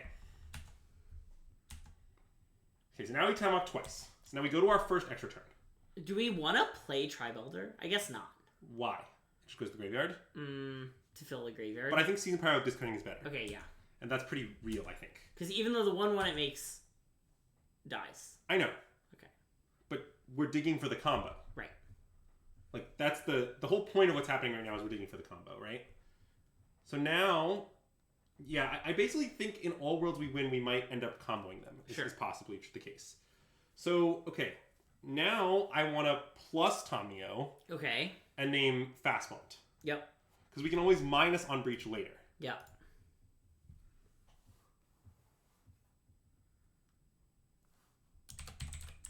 Yeah, the 2 extra turns is huge. So it lets us plus the Tamio once. Yeah. That's the key. Okay, we hit Fastmont, and we hit Loam. All right, so now let's Season Pyro and discard these 2 Irrelevant cards. Sure. Which also incidentally fills the graveyard for our next breach. Yeah. And I guess actually the way we do this is to play this so I can use the red for the other thing. But yeah, sure. In case we then want to use red for something else. Yeah.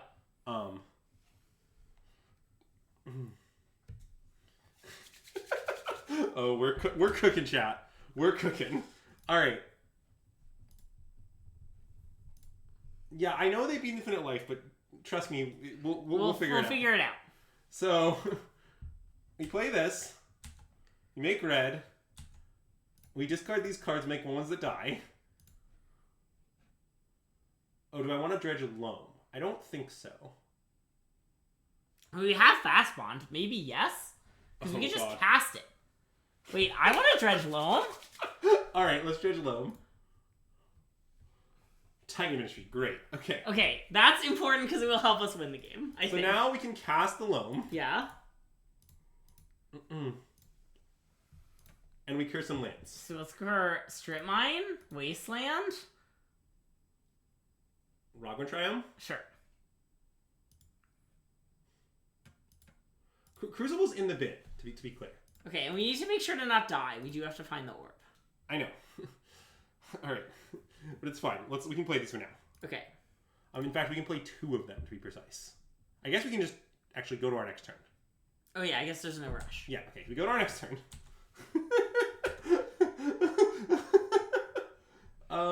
Now we don't want to do it, right? Yeah, I'm good. Okay. So now we can minus on breach. Yep. Oh my god, this is so unhinged. Okay. Minus on breach. Don't worry, breach doesn't exile, by the way. Look at the box above our avatar. Oh, you're worried about the clock? I'm not worried about the clock. It'll be fine. Oh my god. Okay, so play Wasteland. Yeah, let's play this. Wow, now you're gonna use the Wasteland this turn? Alright, so now let's time walk. Okay, I don't think special lands matter, actually. Yeah. Exile Forest, special land is fine. Cast Time Walk. Take an extra turn. I mean, I'm not sure we'll win still. The decking issue is pretty real. Yeah. But we cast Time again. Exile Sack Tribe, Acidic Slime. Pyro, yeah. Alright, Time Walk again. And then we could Time Walk a 3rd time. Or we could just play Crucible. Leaving, I guess, Tyler's Tracker in the bin. Crucible is a part of the combo, right? So we do want Crucible? Yeah, we need Crucible as part. Okay, let's play Crucible, I think. And then what are we leaving the graveyard? Like the Goldspan or something? Yeah. Yeah. So we're exiling Loam, but I think that's fine. I think that's fine.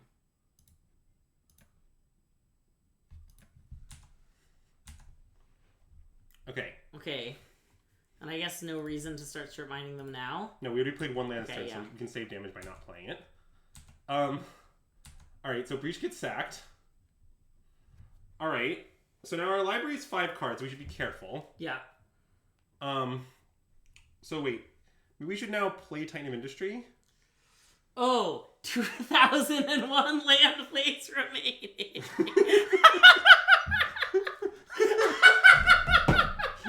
I can't deal with that. Alright, so maybe we should get back Goldspan now, actually. I like getting back Goldspan. It makes a lot of sense. I don't know if anyone's ever reached the limit, but I sure hope they have. Alright, so... No. That's one way to win a game, says our opponent. Yes, it's a great way to win the game.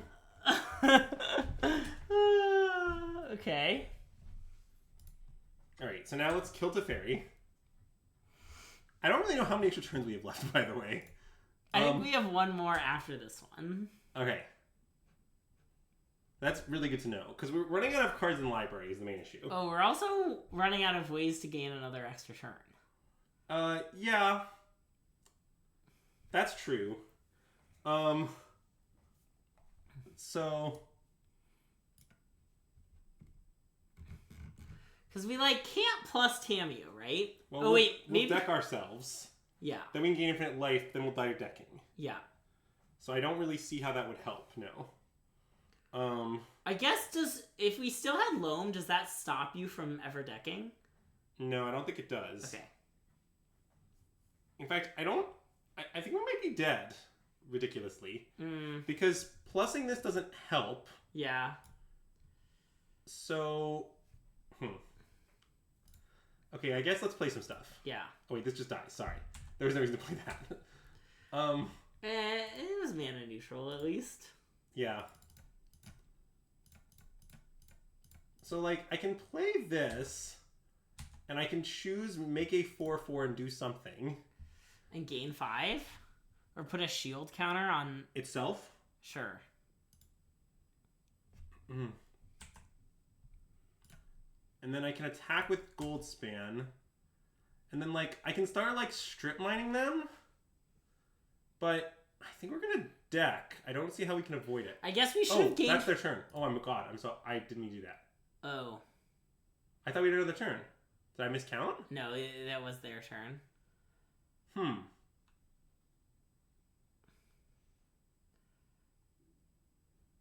Uh-oh.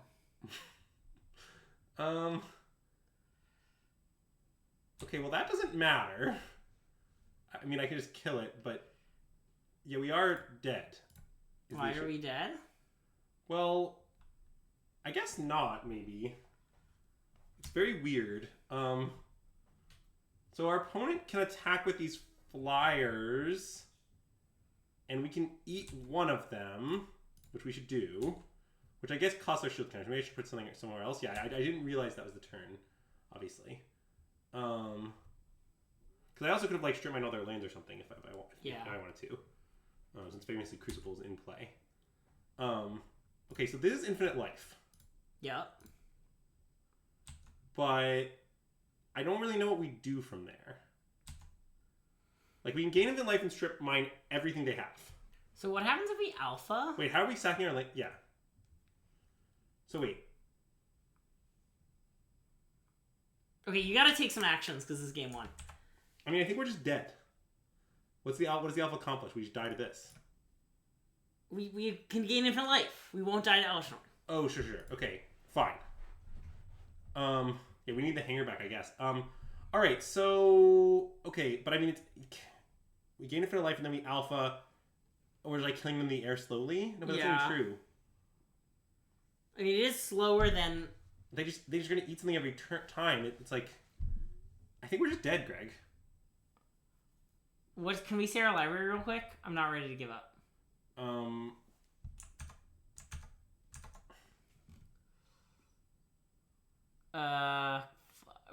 Garrick?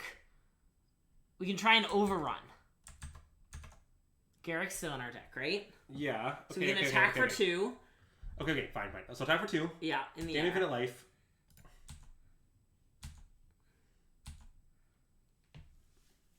And then I can strip mine all their lands. God, it's going to take so much clock time to do this. Okay.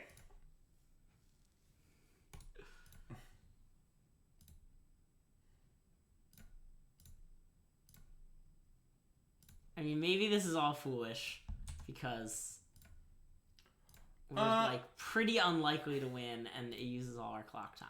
I don't know if it is actually that unlikely, is what I was thinking about, because once they have no lands, like, things get a lot better for us. Yeah. Oh yeah, wait, we don't need the infinite mana. No, you're right, we don't. So in fact, you can like sack a bunch, right? Yeah. Let me make sure I'm always with this. Okay. So, yes, I guess I can just... And I'll start strip mining them, too. Yeah.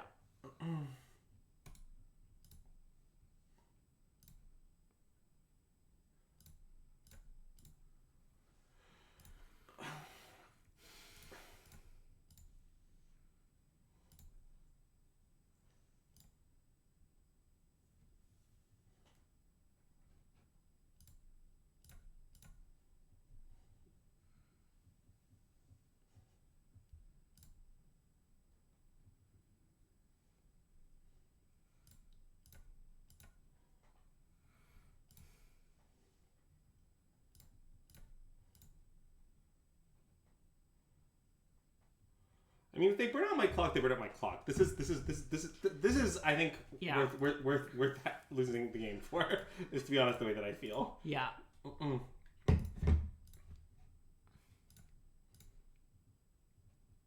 Yeah, it's definitely faster to sack all my lands first. Yeah.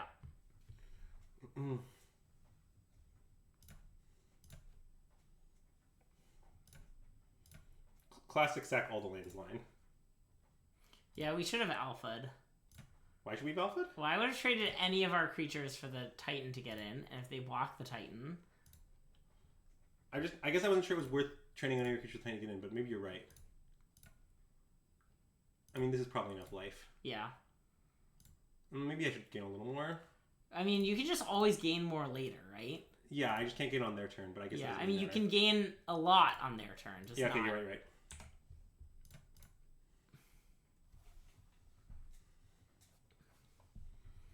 And they never get lands ever again. Yeah. So, there's that. They can't attack. See, because now the Spirit can block, which is sad. Okay, that is our best draw. So now we can Garrick and plus, and then next turn we alpha. This is why I don't think it was worth trading our creatures for this. Okay, I guess that's true. Is because of this. So now we play Garrick. Yeah, we're going to win this game, in fact. It's absurd, but it's true.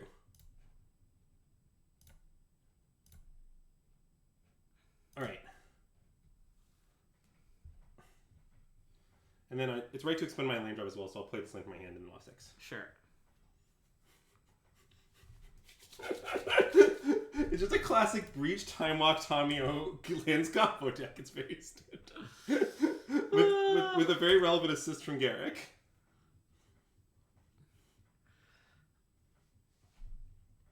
Is the overrun enough? I think so. But I'm not really doing any counting, so...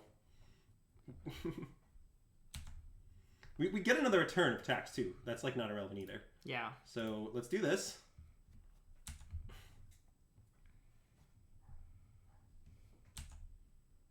And then we alpha.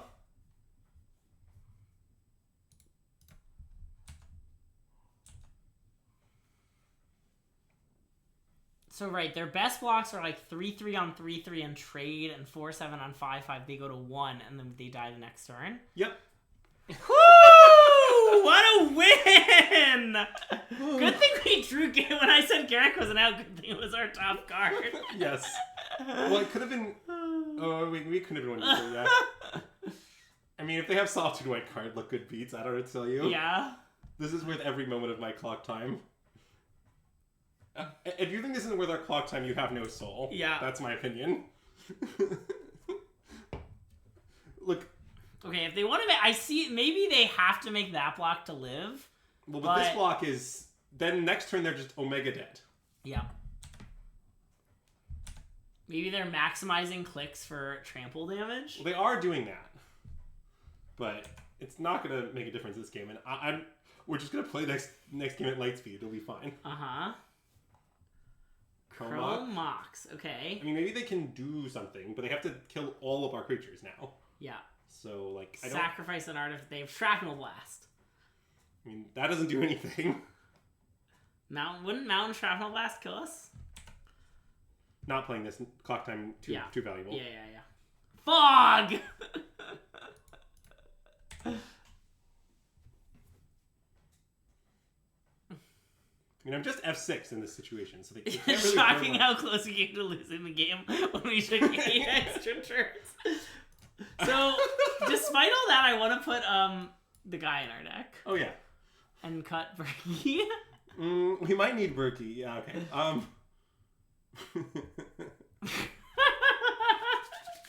That was such an unhinged game, my fucking god. Oh, God. It was so great. I hope you're ready to play fast. I love our deck. Can I just say that? I love our pile of cards. I refuse to call it a deck. If we had an Excel Hangerback, I also think we would have won much more easily. That's true. Oh, this hand's great. It just has Lone Wasteland, for one thing. Yeah? We're just gonna, like, my plan is just play Catcher Tram on one, and then, like...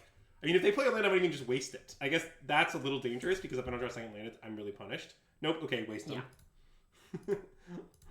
Bye.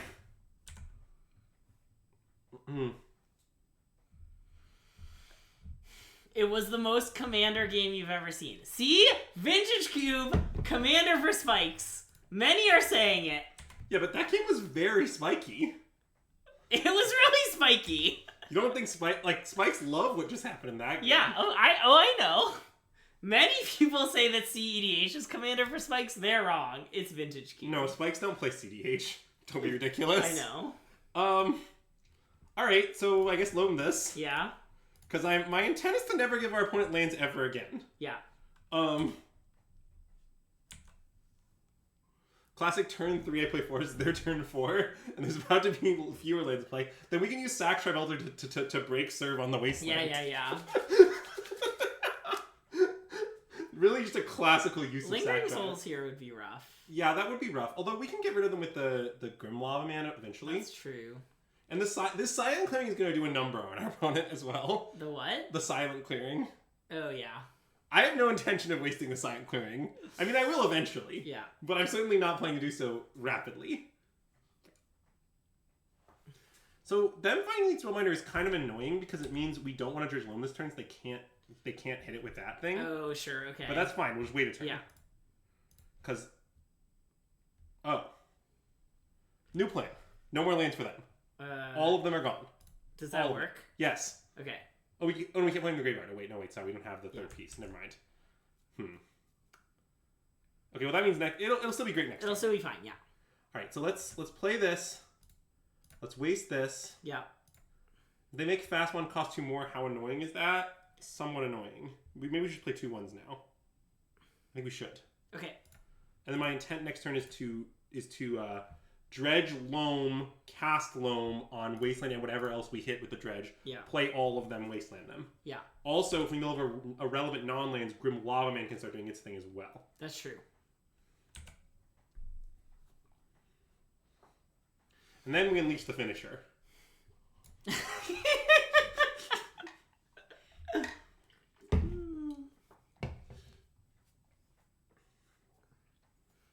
Exposing their blue mana to Wasteland. Yeah. And like the damage we're taking is just so piddly, it like kind of doesn't matter. The finisher is a great name for Crystalline Giant. I don't have to tell you about that. This is nice. I deck is so fun. It's maniacally fun. That's hyperbolic. It's fun. It's maniacally fun. And I'll hear no slander to the contrary. Okay, well them choosing that over fast one is also kind of aggro, to be honest. Like, what's about to happen to our opponent is really messed up. Yeah. I'll take all of these. Mm-hmm. Then I will play all of them. Yep. Starting with this one, then this one, So wait, we did not see many blue spells. I kind of want to wasteland the... Yeah, it's like clearing. Yeah, I mean. Cool. And then we can just play this. Yeah. Although it doesn't actually do that much. Actually, maybe let's play this. I think that's right. The finisher? No, the Hangback Walker. The finisher's Crystalline Giant. We're not playing the finisher yet.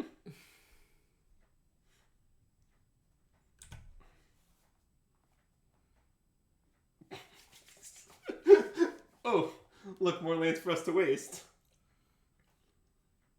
I guess I can kill that Mishra's Factory if it seems annoying. Yeah, It's I not kind of that want to kill annoying. Rafine's Tower. I want to block the Tide Taker. Oh, you want them like this? No, I don't think so. Okay. I mean, the Spirit's annoying. It's but... fine, but we get a Thopter. That's true. And let's dredge again. Yeah. Okay. Well, we didn't hit any lands, but that's okay. So let's just get Wasteland, waste them, play Sack Tribe. What? So you think I just waste Fiend's Tower anyway? I think so. Yeah. Yeah, we can take a few more damage. We have blockers. We can block with Sakura. We're gonna play Sakura Tribe Elder anyway, so we just have a free block on the Mishra's Factory. Right. We just block that block. I take 1 to 9. Yeah. We're just not dying anytime soon. Yes, the relevance of fast one of Kumalof Mitzer as evaluated by our opponent was quite dubious indeed. One of these cards is famously the card in which our entire deck revolves, and one of them is Grimlavamancer. So look, let me put it this way: one of these cards our entire deck revolves, and the other one the entire metagame revolved in like extended 6 years ago. And those things turn out to not be at a very similar power level. The real beat is that I can't F6 through their turn now because of Sack Tribe. Ooh, that's true. It's fine. I'll F6 as soon as we get to block. Yeah. Also, if they ever miss a land drop, it's like they're dead immediately. Yeah. Yes.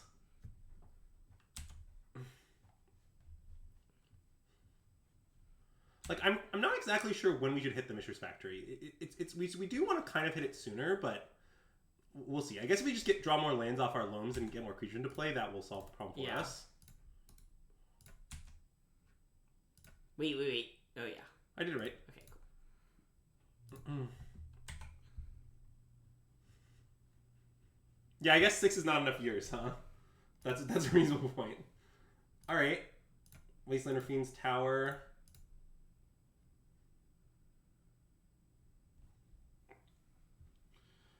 Play Wasteland. Waste this. Yeah, cool. And then I'm just gonna play Seasoned Pyromancer and discard Fiend's Tower and Acidic Slime. Keep the finisher. Sure. Which should basically shut off their mediocre beats entirely. I guess I shouldn't F6 because I can draw more lands. Although wait, is Acidic Slime good? I think it can go. Okay. I don't think so. I mean, I get that. I get what you're saying, but yeah, we'll dredge this too. That's fine. They do have Spellbinder, but yeah, at this point, I don't care. Yeah. At this point, I think Spellbinder to make loam cost 4. Like, yeah, I can just cast it for 4 for one thing. Sure. I mean, we're gonna start killing them very quick. We're reaching endgame. I understand. Yeah, I basically think that although 6-line kills more lands, which is nice, I think it may not matter. Yeah. Maybe that's not true, but I really want to keep Crystalline Giant. Like, I legitimately think it's the fastest way to end the game. I understand. It might grow. I mean, it probably will. God, our deck is so sick. I'm not over it. It's unfortunate how many of our good ones we built. Yes! Oh my god. They had had enough. They couldn't take their punishment anymore. Oh, baby, let's go.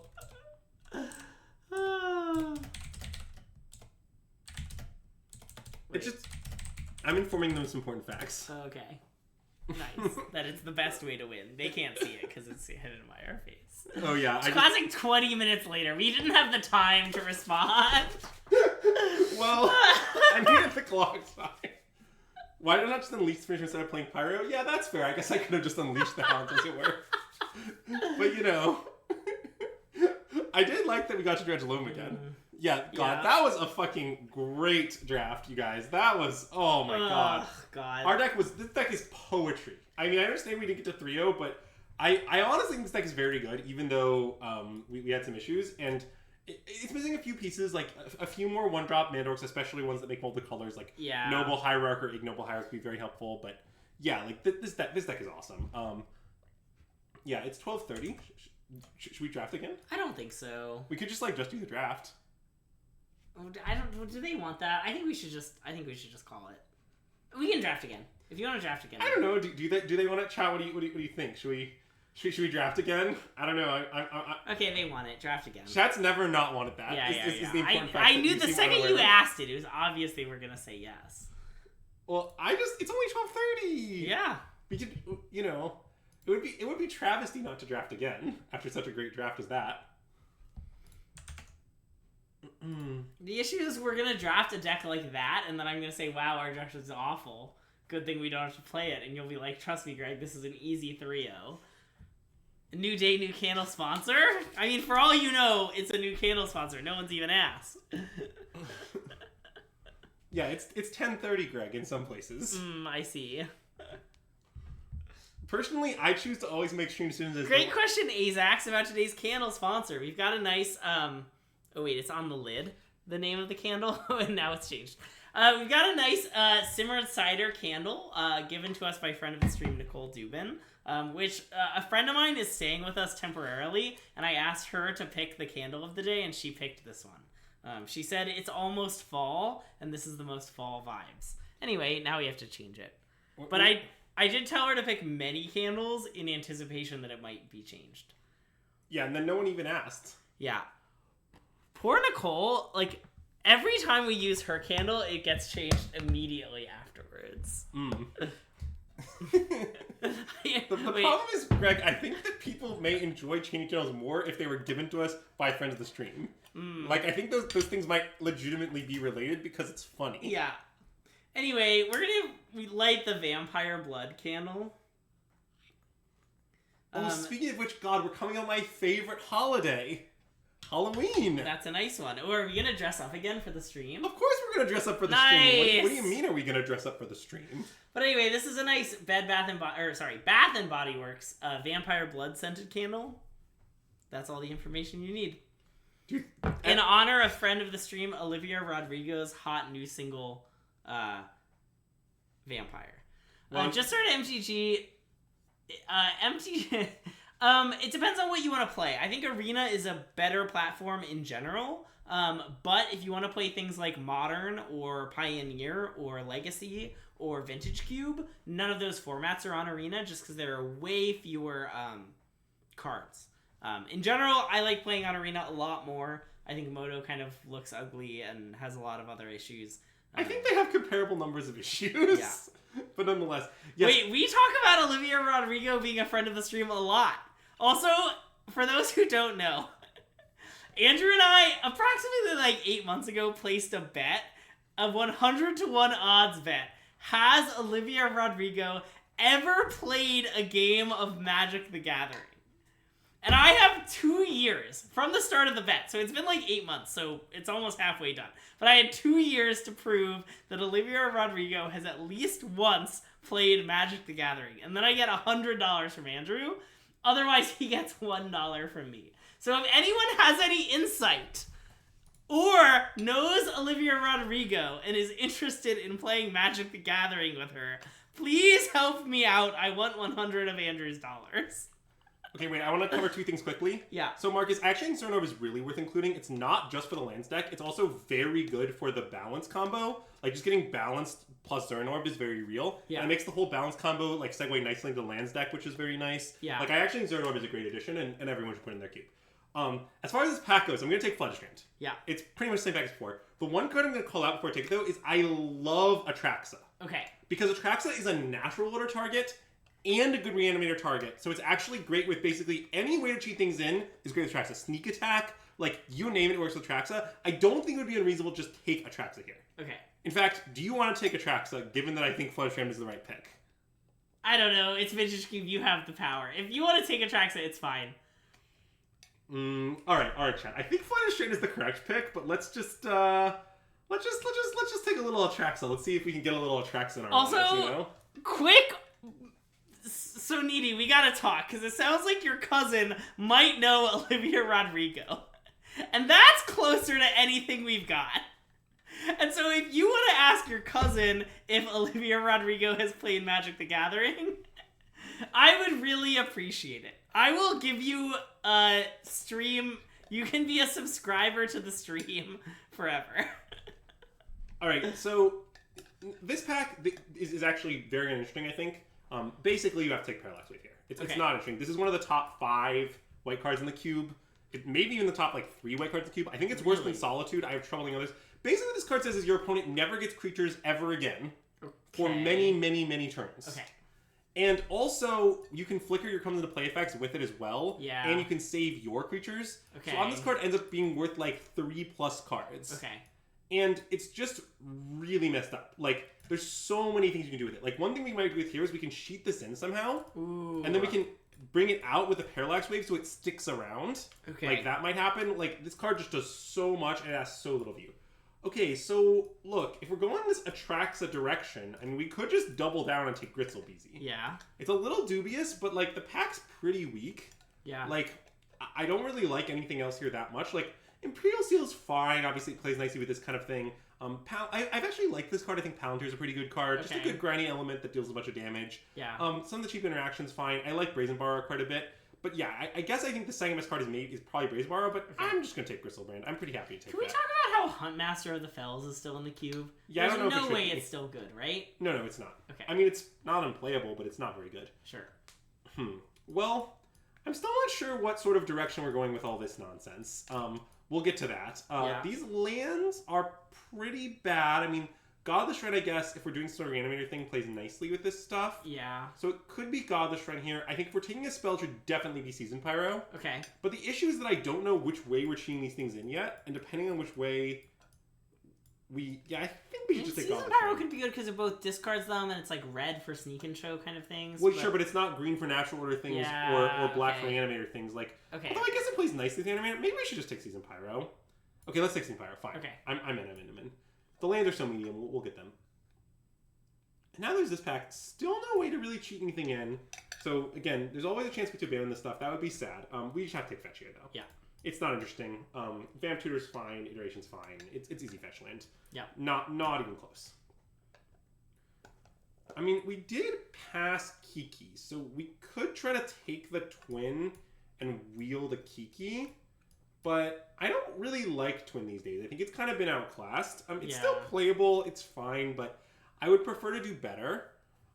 So here, I think what I would like to take is we could take Faithless Looting. Good card if we end up Reanimator. Okay. Good with Season Pyro. It's a little bit weak as an independent Magic card. Sure. The other option would be take something like Leyline Binding or Spell Pierce. But I do not like that very much, to be honest. Yeah, I kind of want to just take this and just hope it works out. Maybe that's too aggressive. I don't know. This is a very early Fate Swing. This might be wrong. Oh, let's go. All set. We are doing it. All right. So we're going to draft some sort of red Sneak concoction here. Sneak is a great payoff for these cards. Yeah. Absolutely love to have it. Easy Sneak here. Have you considered that if we take Birthing Pod, we could turn Atraxa into Gristlebrand? I have not, nor will I. So Exhume is one of the worst reanimation spells, but as any reanimation spell, it's still pretty interesting. I think I like it more than Rogran, although it's close. It really depends on how bad this is quite a bad reanimation spell. Yeah. Because just giving them things is bad. But I guess it also doesn't make that great colors for us. It makes Mountain Plains, but doesn't make Swamp. Let's just take the Exhume. It'll be fine. What could go wrong? And then there's this pack. Yeah, I mean, this pack is some garbage. I mean, I don't mind a random Phyrexian Revoker. Probably that's the pick, but it's not impressive. So the thing about Exhume that you have to understand is that giving your opponent a creature is really fucking bad. Yeah. I know that sounds obvious. Yes, thank you for explaining. I mean, it's actually not crazy to take Seething Song here, but I'm pretty worried about our mana. I'm just going to take this. Yeah. Even though this is quite a bad land. Yeah. Did you want to take Wasteland? Is that a thing? Not in this kind of deck. Our colors are going to be too intense for it, probably. Sure. Okay. Yeah, I guess I don't take this. No, I think you guys actually don't understand. Exhume has gotten a lot worse over the years. Giving your opponent a creature is horrible. Like, I think Tristan went on record as saying he thinks it's not playable in Cube. I think that's a little strong, but I do not like this card. Yeah. I think it is a bad reanimation spell. I sometimes play it, but it's not what it used to be. It's one of the cards that's fallen off the hardest. Maybe Vindicate. Oh, you take Vindicate. I think I want to take Vindicate. Okay, this makes Mountain and Plains, and it's fetchable by Wood Foothills. So it's actually kind of perfect. Yeah. Talisman of Progress? I don't know if we'll play that, but we're not playing these other cards. Yeah. Oh, this card actually has a chance of making your deck. I don't think it's a great chance, but I like this Burning Pod! Let's go! Sneak in Atraxa, pot it into Gristlebrand. Really kind of wacky. So I don't really think that's true these days. I think a lot of when you're playing Reanimator, a lot of what you do is like, you get a lot of value with like Gristlebrand or Atraxa, but then the game goes on a million more turns. And so giving your opponent more value, I think, is often quite meaningful. But anyway, so this pick, look, I'd love to take Burning Catacombs. It's a great card. It'd be excellent for our deck. But Thoughtseize just fucking is. So many vintage cube decks need to weave together these complicated synergies. Thoughtseize breaks them all up. Yeah. It's great in a Reanimator deck. You can even take your own reanimating fatties in a pinch. True. Yeah. Clears the way from counter spells. It does everything you ever wanted. I love Thoughtseize vintage cube. It's one of the best black cards in the entire cube. I don't have an exact rank for it right now, but it's in the top 5 black cards in the cube probably. Sure. It's great. Definitely happy to take that. Okay, and Duress is a lot worse. The limitation is pretty fucking real. Okay. I'll still play Duress, and if it wheels, I'll definitely take it, but I don't want to take it over a great colored fetch for us. Yeah, okay. Yeah. Yeah. Like, this is easy Bloodstained Mire, I think. Yeah. I can't really imagine taking anything else. Savai Triumph is nice. Yeah. Oh, but there's also the Phoenix that's really busted. Yeah, so this is a tough pick, because Aura High is obscene. I mean, it's not just good, it's a completely unreasonable fair card. Yeah. And I really like having fair backup plans in my Reanimator decks. Also, you can just sneak it in. Yeah. I understand it sounds stupid, but you sneak it in, and then you just get it back. Like, it's pretty fucking real. Yeah. Like, I think we should slam this card. Like, okay. I think this card is, like, one of the strongest cards in the cube these days. And I assume the Mardu Triumph is one of the worst Triumphs. I could imagine it wheeling. I would not be shocked to wheel. Okay. I can't count on it. Like, let's look at this pack. Like, 1, 2, 3, 4... 5, 6, it's 7. It's gonna be close. Yeah. I don't think it's gonna wheel, but yeah, we're taking Aura. I do not like Bazaar. I do not like Bazaar even in my Reanimator decks. I just don't play that card. Oh, this is the fucking sauce, though. If you want to talk about Reanimator cards, Entomb is great. It is basically irreplaceable. It allows turn 1 Entomb, turn 2 Reanimator things very consistently. It is insane. But Saga! Also, I would take, if this were pack 1, pick 1, I would probably take Saga. I actually really like this card. Oh, nice. Okay. Or Fawn. But Entomb is close behind them. All 3 of these cards are excellent. I would not take Omega. I'd take all 3 of these cards before it, for those curious. But anyway, just in case... they know to ignore Azax, right? Chat knows that, right? I'm talking to Azax, though. Okay. I gotta give a picture. We should take one of these lands, I think. Yeah.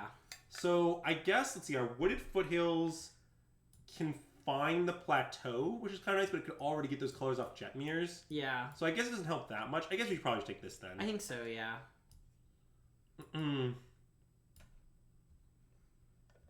Okay, so Misty's a little weird for us because it doesn't. It does get Jetmir's Garden though. I mean, Corpse Dance is actually decent. It returns the top creature card for 1 turn. Okay. So you like return a track circus event for 1 turn. That's kind of all you need. Yeah. It's definitely decent. I don't know if we should take it over. If this were a good fetch, we'd slam the Misty, but it's actually a really bad fetch for us. It is none of our colors. I think we should take Corpse Dance. Do it. Plus it has buyback. I mean, Marcus, this partially depends on what kind of Reanimator decks you like.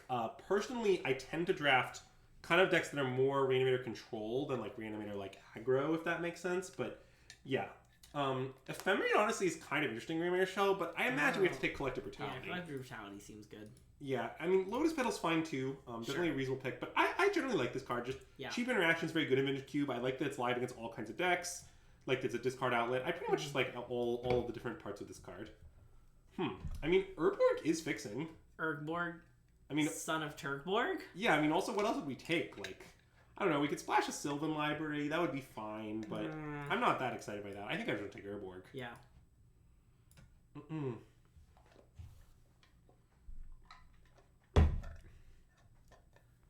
Admittedly, this deck is looking like it's more like Reanimator aggro than the Reanimator control I typically draft, but that's okay.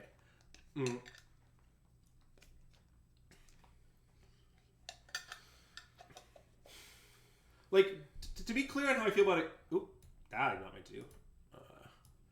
Like, to be clear about how I feel about Exhume, I think this is the better of these two cards, is my opinion.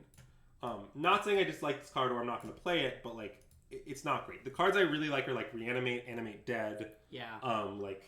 Like the ones that bring back a creature permanently for 2 or less mana are the ones I like the most. Okay. But yeah. Yeah, I guess that's true. I definitely draft blue Reanimator more than red Reanimator, so it's possible my heuristics are off for this archetype. I mean, Woodfall Premise is okay, but I'm not that worried about getting more ridiculous fatties to like sneak and reanimate in. Or we could take Triplicate Titan. I think I just want to take this. Okay. Solid interactive card. Sure. Okay, not incredible or anything, but I think it'll do the job. Oh, Through the Breach. Actually, I like that. Yeah, let's take Through the Breach. Sure. Sounds good. I mean, these lands are not nothing I care about. I might play an Ouse, but, you know, our whiteness is dubious. Oh, there it is. I mean, I love a Liliana. Obviously, there's lots of synergy with our deck. We're taking Zavai. It's not even close. I would really like to play this Parallax Wave. Parallax Wave is disgusting. So I really, really would like to support it. Okay, I mean, I don't mind a Concealed Courtyard. Just a nice fixer for us. Totally free. Doesn't help the fetch base at all. Not important, but over this garbage, like, happy to take it. Oh! Nice! Look at this. I mean, all ins come back. Mind Collapse, I have not cast this card very much. I have a theory that it might be playable. Wait, your Collapse? Mind Collapse. Oh, okay. Also, there's a chance we can play this. Yeah. Like, it actually kind of works with, like, the Corpse Dance and the Sneak Attack. Oh. Wow. I mean, Jesus Christ. I'd love to take Binks and Boo. Incredible fair card. We have a Jet Mirror's Gone already to fix it. I'm not going to take it over Sneak and Through the Breach, Emrakul, and Corpse Dance. Like, Emrakul's the best thing to do with all of those. Yeah. Like, Binks and Boo is completely unreasonable. It's a super fucked up card. I just don't think we can pass Emrakul given the cards that we have. It's like, I don't think it's reasonable. Just like, sneaking an Atraxa or a Gristlebrand is like very good. You get good card advantage. You set yourself up for a win. Sneaking Emrakul wins. They die. That's what happens. And obviously there's also all this nonsense that we can pull with like our Ephemerate and our Parallax Wave to keep the Emrakul around even. I'm taking this. It sucks to pass one of the top like 10 or 20 cards in the cube or whatever for Emrakul, which is very unusual, but I think definitely right here. Yeah. I know we can cast Minx. Is there any chance it wheels? No. Okay. It's like, it's the second best card in this pack by miles. Okay, sure. Someone will splash it in some way. It's not wheeling. Even though like we have all the ways to put it into play. Minx though? Oh, the Emrakul you mean? Yeah. Sorry, I meant the Emrakul. Oh, maybe, but I don't want to risk that. That could happen, but that's like really dangerous. I don't know. Okay. I really don't want to miss out on it. So here, there's not really much for us, if I'm being honest. I mean, we could take Una's Prowler as a way to discard our things. We could take Lingering Souls as a fair card, right? Yeah, I mean, the Prowler, I think, will wheel. Okay. Oh, you can't afford an Emrakul? Wait, what? Oh, it targets. Protection from instants. That's hilarious. That's very funny. But I kind of just want to take this. That makes sense. I like that. With intent to wheel this, just like a good fair card. Like, after we Atraxa or Gristlebeezy them, we do need to actually grind them out. Yeah. And, like, Lingering Souls is great. Yeah, Prowler's also awful with Exhume. Like, yeah, I'm pretty happy to take that. We'll figure it out. That's true. Okay, wait. So, I don't know if we can cast it. Flash is very good in our deck. Because you can flash the Atraxa. I guess it's just Atraxa. I guess our other fatties don't really work. Okay, maybe it isn't great. I was hoping it worked with more of our fatties. Yeah. I mean, Ashen Rider is a good fatty for this deck, but I'm not really worried about the fatty count. 3 is honestly enough. Yeah. And it's a pretty good 3 that we have. I think I would want to take Concealing Curtains. Yeah, actually, I do agree with chat. I've liked this card. Yeah. It's not amazing, but, you know, it's a Thoughtseize tied to a reasonable body. Does Flash plus Ephemerate work? I don't think so. Yeah, it'll be sacrificed as Flash resolves, so I don't believe it works. Okay. Grave Titan's fine. Certainly wouldn't mind Grave Titan. I do like that it's castable, but I think I like Concealing Curtains more. Yeah. I mostly just think we have enough castable expensive cards in general, just like these 3 kind of. Also, we can cast Atraxa in a pinch. Like, that's not even a joke. Yeah. Wait, do we have a single way to make blue mana? No. We'll get to that. Okay, so does Zeator's Proving Ground do anything for us? Not that much. It's another way to get green for Atraxa, but I guess that's not really the bottleneck. I mean, probably we should take Fiery Confluence here. It's just an obscene card. Okay. I really like this card. I mean, I think our mana is good enough to justify taking it over these lands. Also, probably one of them will wheel. One of them might wheel, yeah. Like, I don't think both will wheel, but it's unlikely there's two different people interested in these. Yeah. Knight's Whisper's fine. I don't mind Knight's Whisper at all. But I think I like this more. I mean, I really like this card. Just like it sweeps the board, destroys multiple artifacts, like even finish off your opponent after an Emrakul hit or whatever. Like, I honestly rarely pass this in any red deck, and I just don't really think that's an exception, even though I understand we're trying to reduce kind of synergies, and Knight's Whisper helps us do that, but I want to have a decent fair plan B. Oh, wow. I mean, Atali is another great fatty. So is Archon, actually. Yeah. Wow, what the fuck? I mean, it's also just Blood Crypt, certainly. I mean, if we take Blood Crypt, do you think one of the fatties will wheel? Like, probably, right? Yeah, I mean, there are some bad cards in this pack, though, right? Like, yeah, that's Jessica's true. Will and... Jessica's Will's pretty heinous. I mean, it's mostly Jessica's Will, though. I guess Thrun's not very good. But let's see, how many cards we built? There's 11 cards, so it'll be 3 when it comes back to us. So, like... Containment? Maybe I shouldn't take this. Maybe I should take the fatty. I mean, Archon's the one I want. We do have all the ways to get the things back, right? Like, no one else is going to want these cards, right? Yeah. I think we should take this. Okay, do it. I'm not sure, but Archon is, I think, like, to be clear, I think this card's better than Crystal Beezy. Okay, easy fetch, though. Yeah. Extremely worth taking the spell there, yeah. getting past land. Love that, yeah.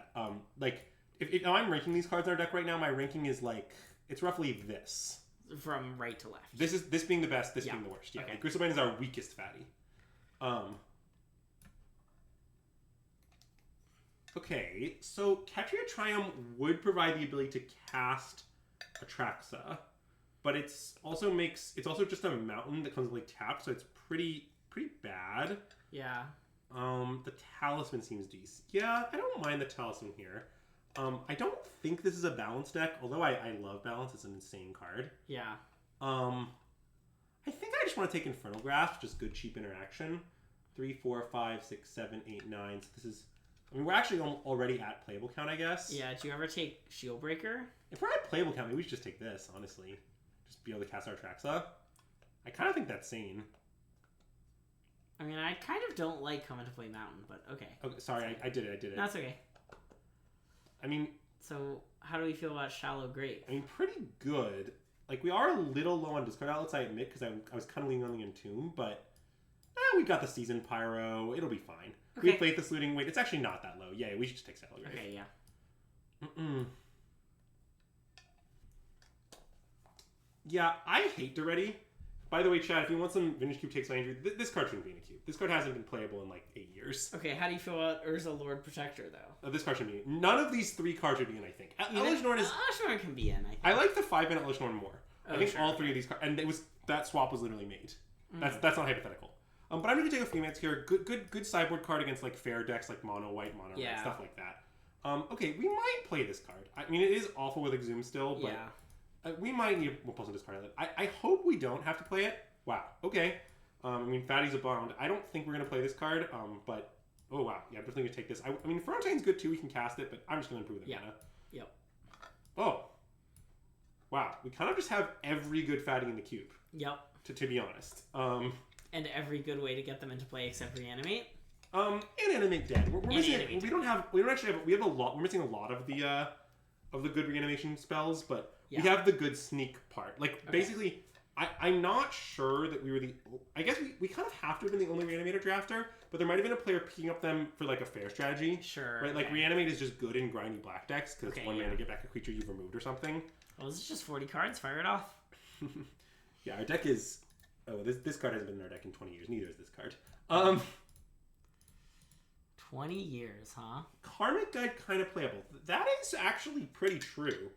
Sneak in Karmic Guide, Parallax Wave out Karmic Guide, even just hardcasting it's pretty decent. Yeah. Ephemerate Karmic Guide? Eh? I mean, I love me a Karmic Guide. I mean, we need to cut 1,000,000 cards, so maybe I shouldn't... Let's cut Ashen Rider, right? This is probably... by far the worst of the fatties. I think it is, yes. I mean, probably Atali should just go. I haven't played enough of this card to really know how good it is. I like that it's somewhat hardcastable, but I think it's a worse cheat-in than any of these 4. Yeah. I think this is reasonable. Seething Song, I took because it was kind of free. I don't actually like this card that much. I mean, it's nice that you can Through the Breach or Sneak a turn early, but it's not that exciting. I think it can probably go. Sorry, what does Mind Collapse actually do? So you can cast it for free by stacking a mountain. Okay. And deals 5 to a planeswalker or creature. Okay. But I think our deck actually really does not want to sack its mountains. Yeah. So I think we should cut it. Okay. But I like it, them including more free spells, and actually Snuff Out, the other kind of version of this. Yeah. Snuff Out I love. Sure. I take Snuff Out really highly. I played in every black deck pretty much.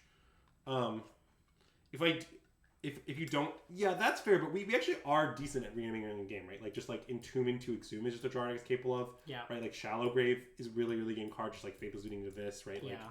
Etc. So like this is I think close to being our deck, and I think I want to play Luna's Prowler. I'm not 100% sure. Nahiri's Warcrafting? I probably do, yeah. But I was just gonna do a quick discard outlet count. Oh yeah, we have Thoughtseize, nice discard outlet in a pinch. Yeah. So we have 4. Yeah, that's pretty decent. I mean, I understand this one costs 3, so it's a little dubious. Yeah. And this one kind of counts too. Yeah, we'll be fine. Sure. Okay, yeah. Yeah, probably Nahiri's Warcrafting should just go. It seems worse than like Vindicator or Lingering Souls or any of this nonsense. Yeah. So I think of our lands, I'm planning to play probably all of them. The only real question mark is if we should play Ketria Triumph. Okay, yeah. Wait, didn't we not take... Oh, we did take Ketria Triumph. Okay. I did after much waffling. Yeah. I'm not sure it's worth it still. It possibly just shouldn't be in our deck. I don't want to play it. Okay. So then, the mana base is... Our mana is very good. Yeah. And we just have all the Mardu lands. We have Savai Triome, Scrubland, Badlands, and Plateau. Yes. So, and sorry. we are a Mardu deck. I'm just going to do a quick, we need to do a quick source count. Yeah. So first, all of these are Tri-lands. Sorry, all of the 3 fetch lands are Tri-lands. Our Mardu Tri-land. And so is the Mardu Tri-land. Okay, yeah. Right? Okay, this is a swamp. Here, let me just... Do you want to put the 3 dual lands in and be at -1? The 3... Oh, like... Yeah, so it's this -1, yes. Yeah. And then we have a black-white land and a white-red land. Yeah. So, okay, so we have 3, 4, 5, 6, 7, 8. -1 is 7. Wait. 7 -1 is 6. So we've... Oh, yes, sorry. So we have 6 of all Six sources. of all sources. I mean, our mana is just insanely good. So... I think... I mean, I guess our mana... It's really hard to figure out because our mana is so good. Yeah. I guess we're not very white. Probably just these 8 white sources is enough. Even with 2 white cards. Yeah, I think so. I mean, maybe we play like 1 for the 9th white source, I guess. And then we get... That's 34. And then, like... I guess we have a little more black than red. So, like... Wait, you went the other way. You mean a little more red than black? No. These two... I'm looking at the lands. I see. So like... There's one more black land than red land. Yeah, but I guess this plays 2 more red lands than black lands, which is not quite right. So maybe we should play the same, like this. This I think is the mana base. That makes some sense. 3/3/1, yeah. All right, our mana is excellent. We could play the Atali. I'm still undecided on how good Atali is. I just think it's like one more of that stuff than we really want. Yeah. I mean, we could cut like Lingering Souls. Yeah, but I believe in the Lingering Souls. Okay. I mean, the crazy part is I sort of think the cook could be like Gristlebrand, but Gristlebrand is pretty washed. It's possible Gristlebrand is a worse reanimation target than Atali. Is that insane to say?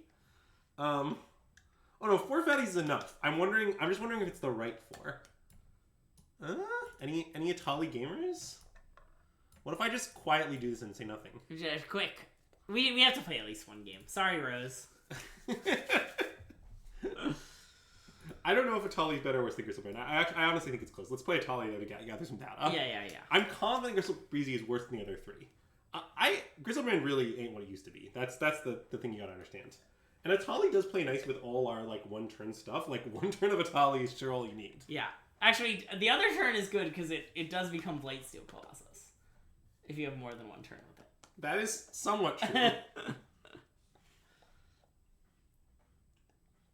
And Gristlebrand's certainly not bad in our deck, but yeah, this isn't the greatest deck for Gristlebrand. That I do agree. Atali is good with Flash. I guess it's not that good with Flash. It's pretty good with Flash. 1, you discard 2, cast 2 free spells is pretty good. Yeah. It's not insane, but yeah. Like, it's not as good as, like, a Traxxar or World Spineworm with Flash. Yeah. By the way, I think World Spineworm is another great addition. I think that might have been in the last iteration that was added, but it's excellent. Is there creativity? I guess there's not. You can't really do that in Cube, huh? I actually thought about it. I think it's kind of interesting. I mean, like, Oath of Druids is in, which is pretty similar. Yeah, okay. And, like, I think it would be an interesting challenge. And you could even build a deck where, like, you're capable of missing. Mm-hmm. I mean, like, but, you know.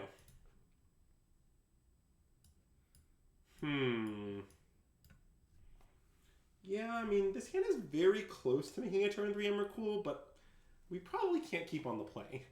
I think on the draw, I might keep this. But I think on the play, it's just too aggressive. I want Maul. Okay, I mean, this is... Oh, we're red screwed. A little awkward. Our mana's very good, though. It'll, like, probably be fine, right? What are you gonna tuck Looting? I was considering tucking Ephemerate. Oh, you can tuck Ephemerate. That makes a lot of sense. Is that unhinged? No, I don't think that's unhinged. Looting's pretty good in this hand. Yeah, like, what if we just tuck this and it'll be fine? Yeah. What could go wrong? Our mana's great. We'll draw red. We never don't draw red here.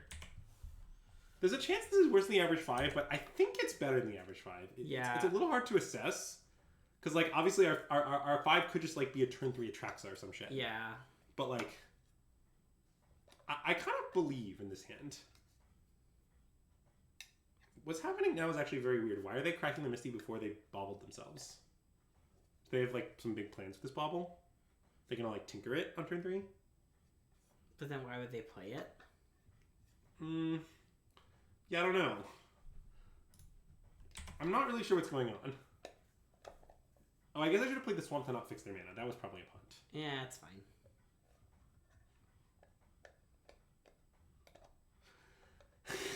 I'm not playing Modern Mardu Pyromancer. Let me be clear about that. Of all the things I'm playing, that isn't it.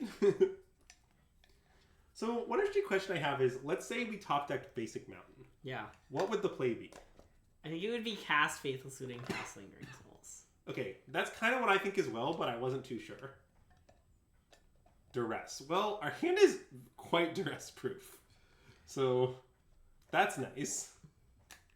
Like, I think they should probably take Lingering Souls, but that has to be fine. Okay. Yeah. I guess that's pretty reasonable also. Just like, I have some concerns about this outcome. Because now I'm worried they're going to do some reanimate nonsense next turn.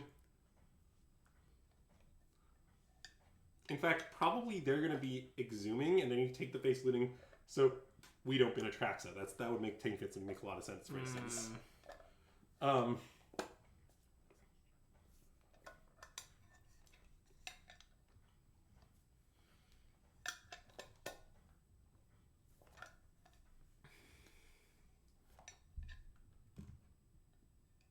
I always feel like my opponent should have to reveal when they cast these cards, and they just don't. Okay, well, Archon is not our best draw. Maybe we should have mulliganed to 5, huh? It has not developed the best. Us drawing a combination of no relevant spells and no red mana isn't my favorite. Yeah. But, like, if we just draw them out next turn, we actually get out of it pretty quick, right? We, like, looting away both fatties. Yeah. Dig into either reanimation spell, or just, like... Maybe they just sealed into Demonic Tutor. They didn't know what they wanted, so they were like, we'll just seal and figure it out next turn. Yeah, classic, really. And, I mean, tutors aren't really good in combos, right?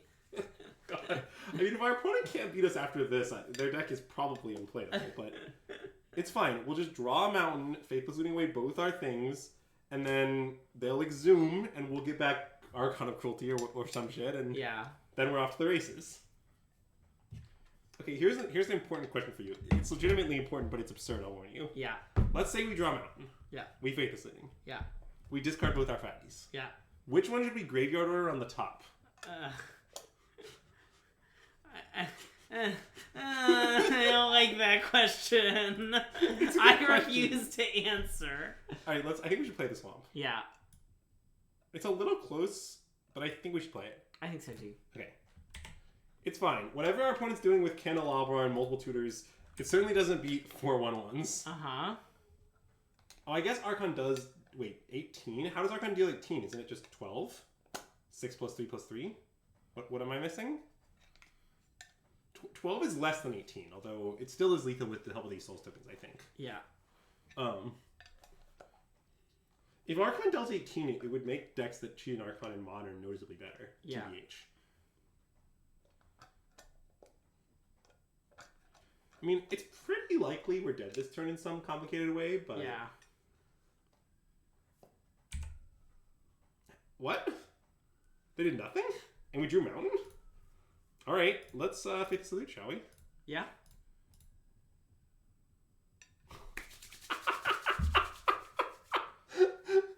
Oh my god. Alright. Okay, so I want to click each card to put in the graveyard. Okay, so I want to click this one first so I get the Archon.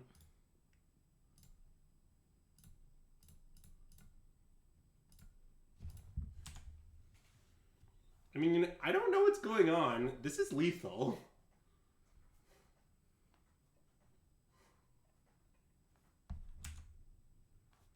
See, this is a classic Commander for Spikes situation where they like resolved 2 Diabolical Tutors and then just died.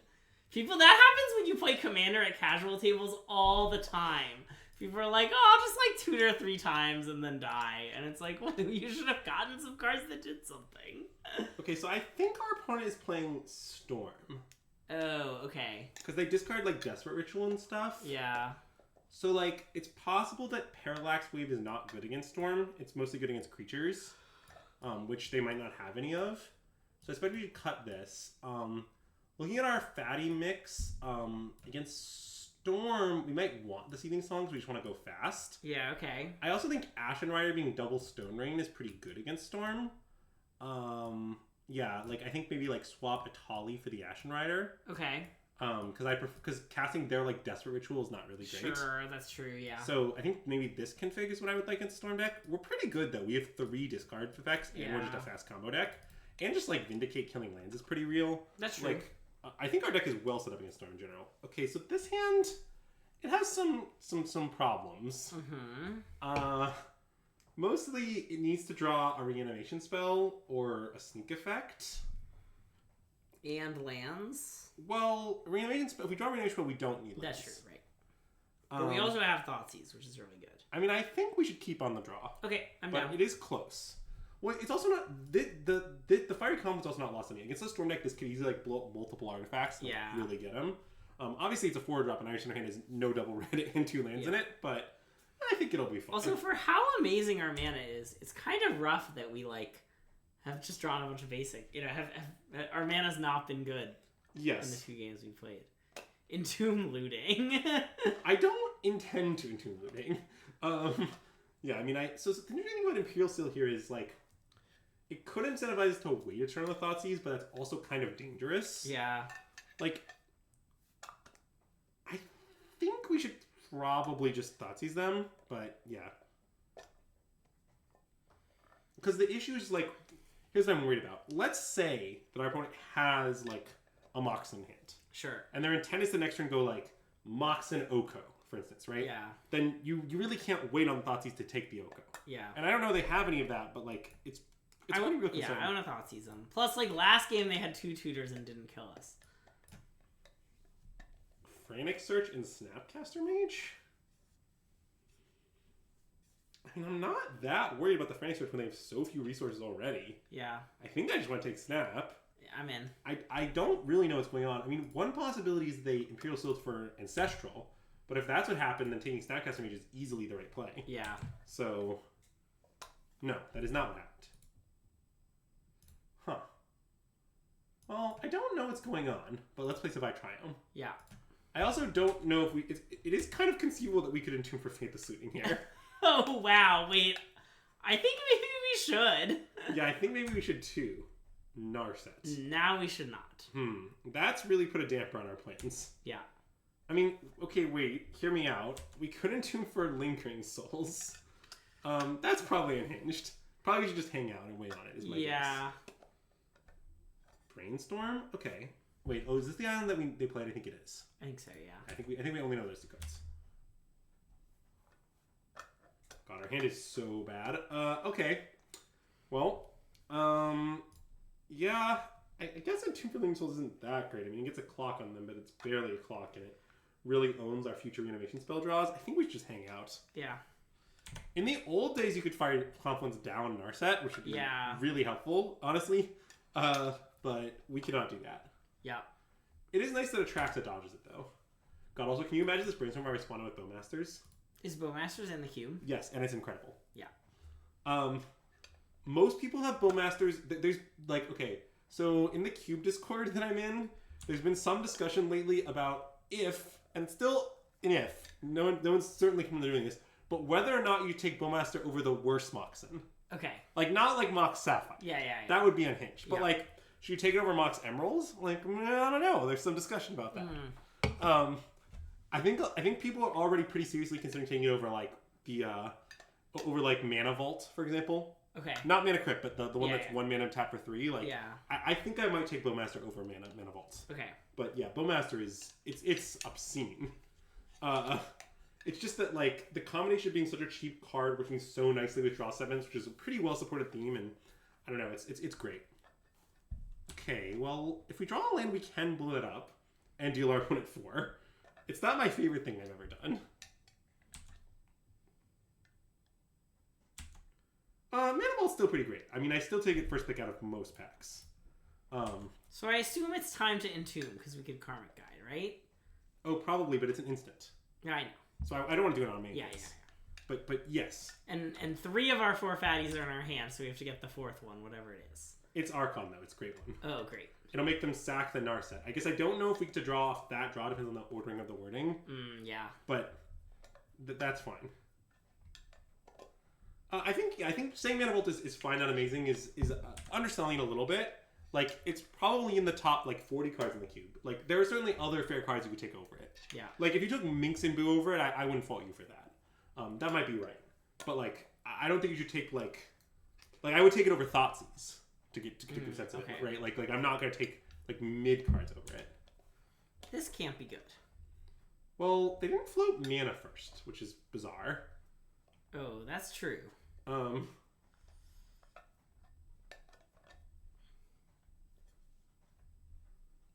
I definitely put Volt in. I think you guys are underselling Volt. Is my main commentary on that.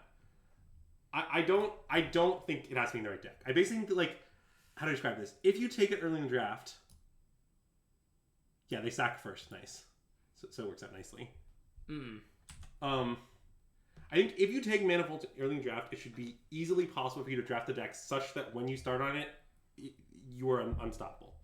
Like, you never lose games in which you played on turn 1. Okay, we've been turnabout it.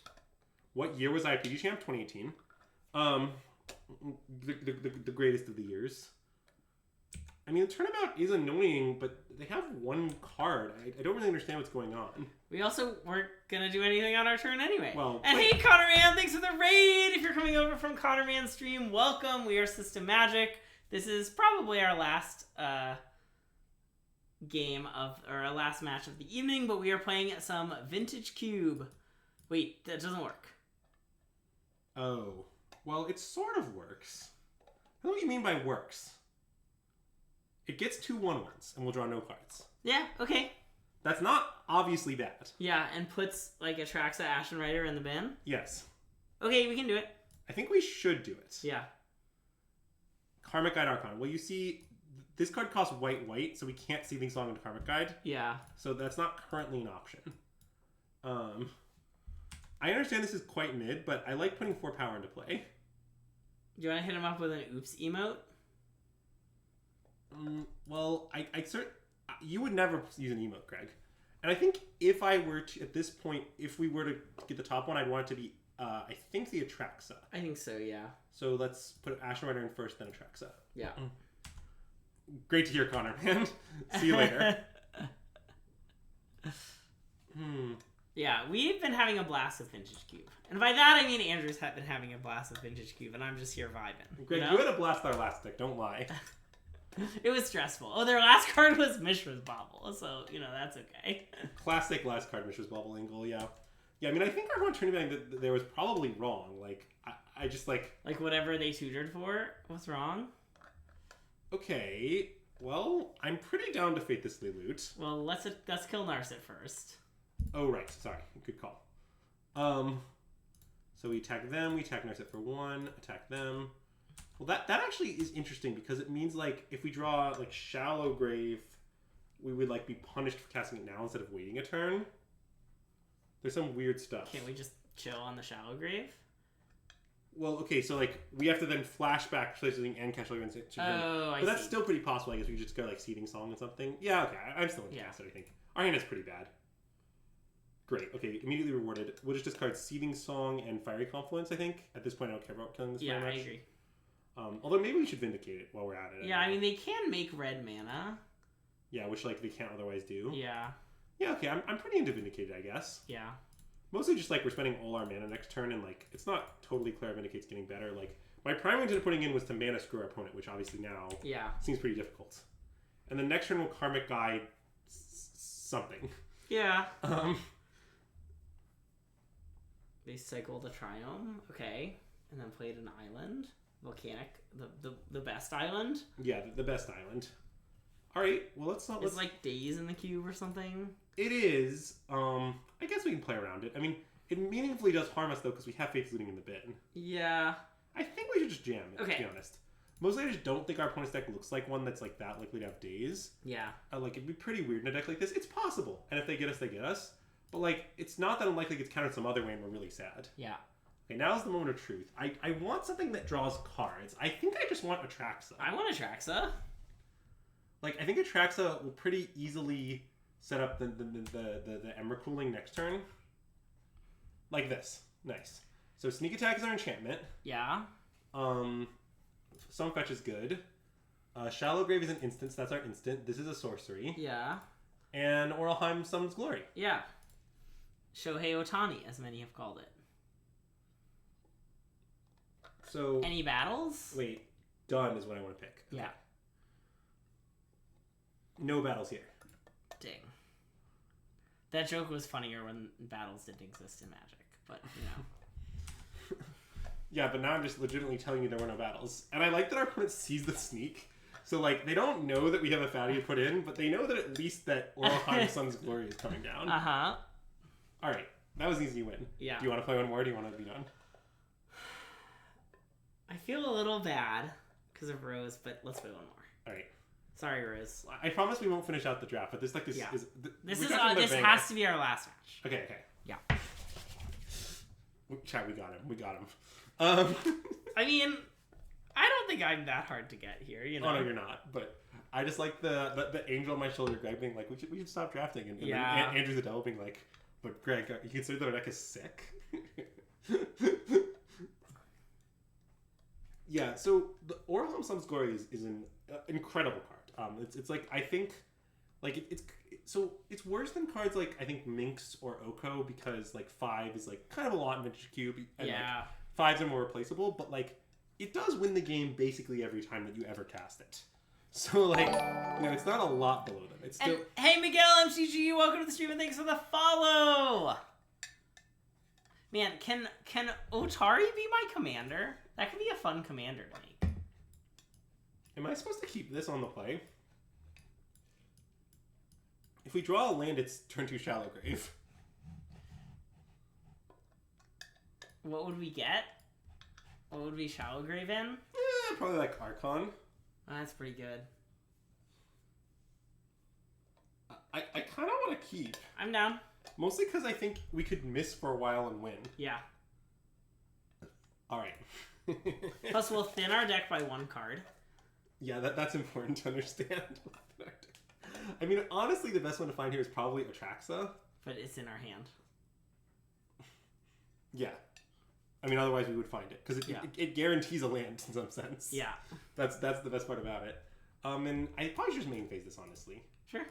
Mostly just, like, I don't want it to get, like, dazed or, I don't know, spell pierced or some shit.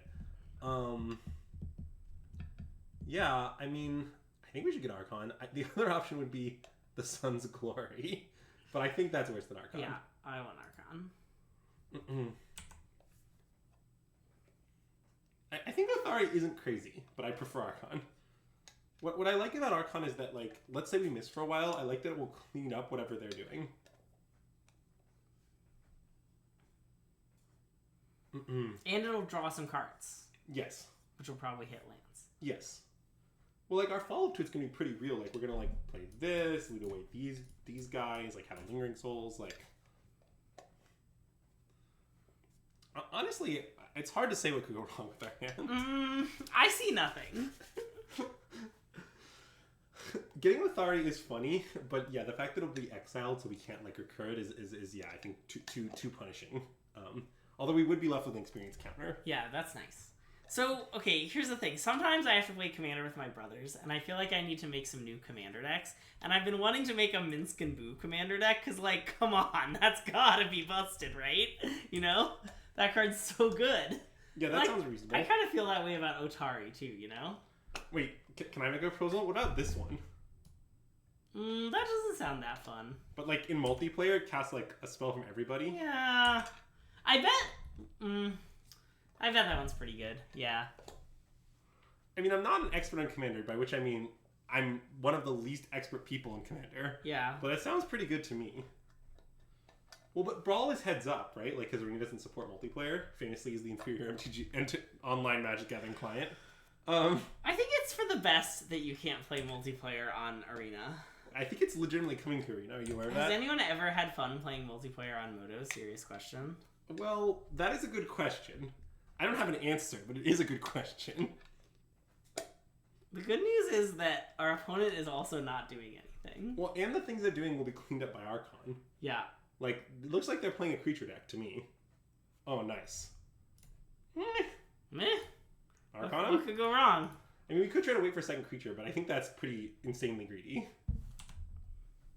Plus, they, like, discard 2 cards, we draw 2 cards. Like, a lot of good things happen. We can then discard a fresh fatty if we want to. Yeah. Which I like. Oh, because this gets exiled? Yeah, it will get exiled. I don't mind a Vindicate. I mean, I don't love our mana situation, but the Vindicate's fine. Yeah. Try to play an extra land there, of course. That's important. You gotta try. And then I think we should discard to hand size Atraxa? Yeah. And again, our mana just looking awful. It's pretty unhinged how bad our mana has been, given that our like source count is something like 10, 10, 8. Yeah. Like, it's some of the best mana I've ever drafted in Vintage Cube, and we just can't cast our spells. That's a little scary. I mean, a little. It looks like the deck our opponent's playing is pretty fair, just based on their like discards and stuff. Yeah. Like, if they play like Gideon Ali of Zendikar here, okay, like, look, that's annoying, but like, we'll probably beat it. Similarly, this, like, I don't love they played a red and 6, but we'll probably just vindicate it. It's not like that scary. Yeah. Like, I don't really want to let them keep recurring lands and like sack the Horizon Canopy for Val, and yeah, that sounds pretty unpleasant. Loam? Well, that makes killing the Wren a little less appealing, but I suspect we should still do it. Mostly because I don't want to get all these Lingering Soul tokens pinged. Yeah.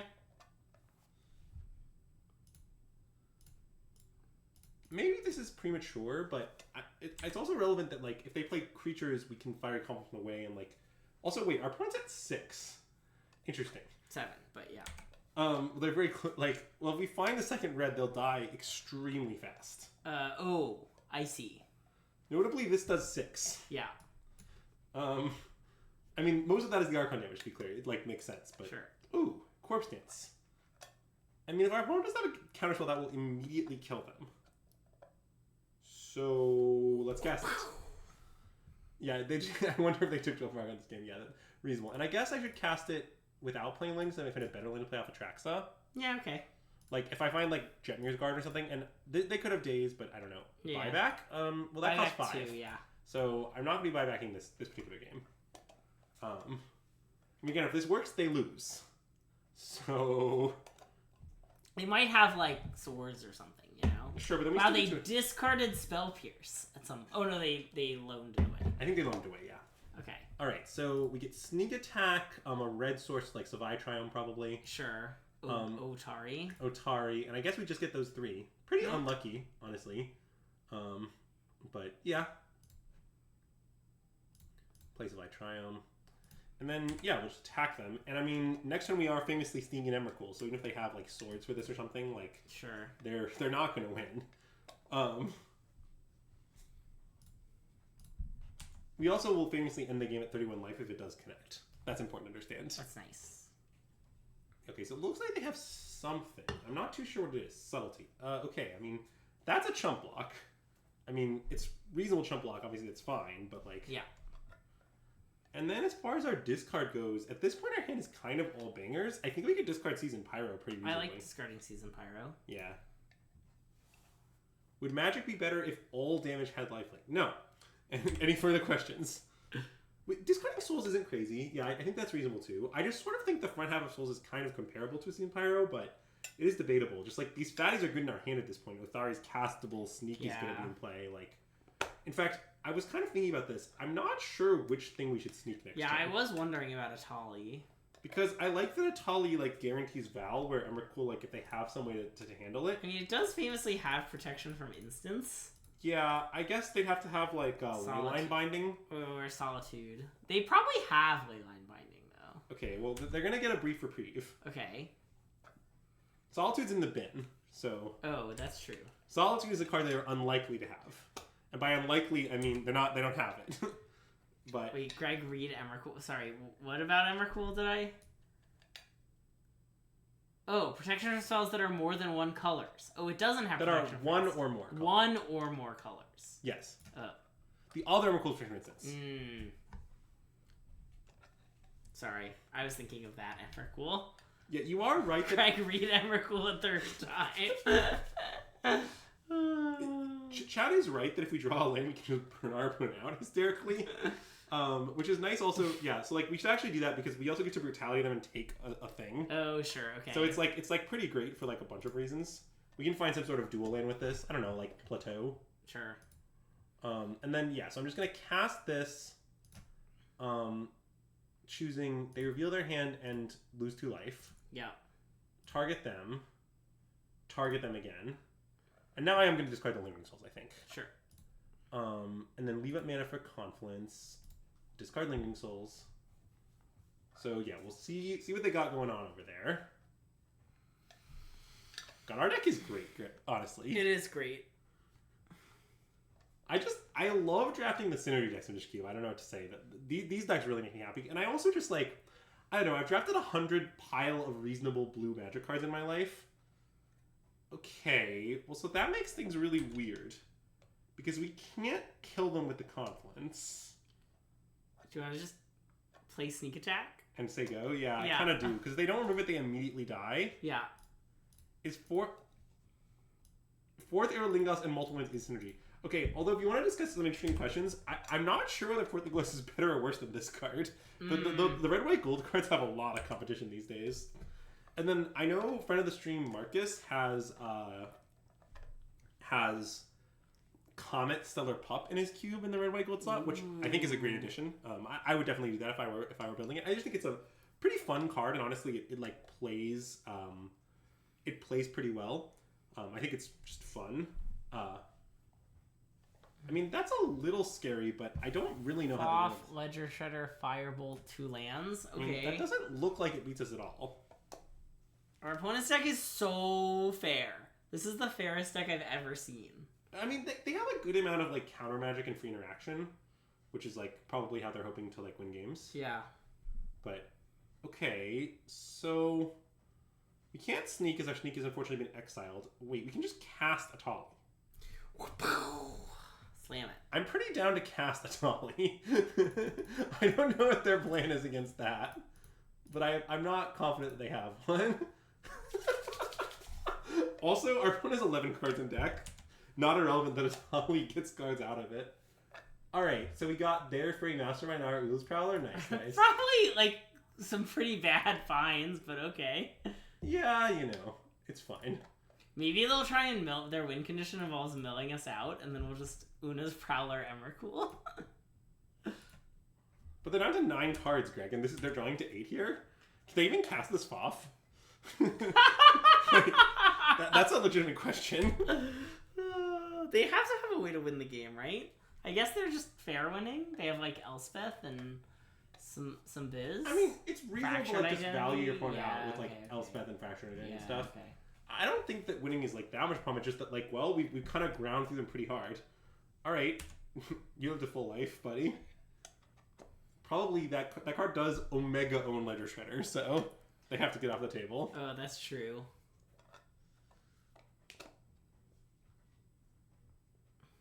Are we casting the Foff? No. Okay. I didn't think so, but... Ooh, Treachery the Tali. Okay, that's pretty good. I mean, I don't think it's going to beat us, but it is pretty good.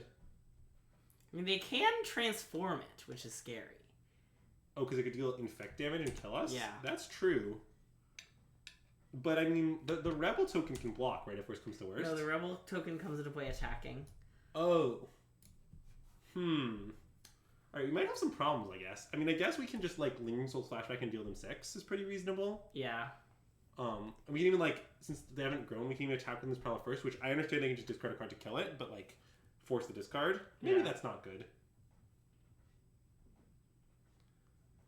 Yeah, Fourth Alieningus would be better than Othari here. That is true. I'm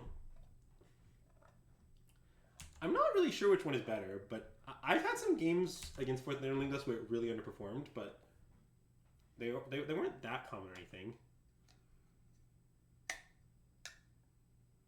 Maybe it's reasonable to flash ourselves rather than playing this guy. I just mostly didn't think our opponent was that likely to be able to remove Sneak Attack, and I had a lot of counter magic, but yeah, it hasn't worked out great.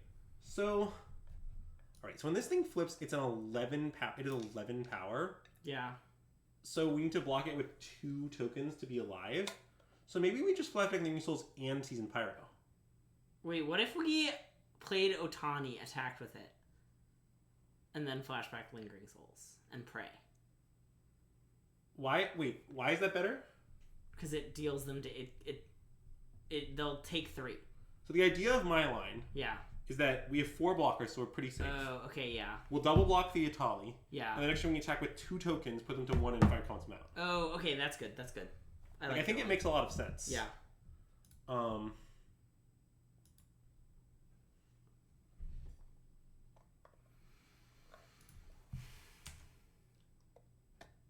Yeah, I don't know. I think this card's pretty messed up, but admittedly, it isn't looking great here.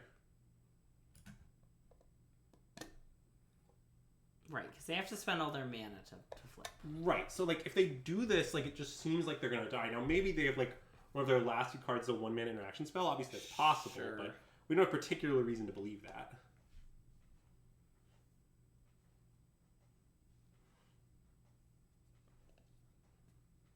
Yeah, I actually think Slashers, it sounds to me like you and Azex are too high on 4th Aerolingos, actually.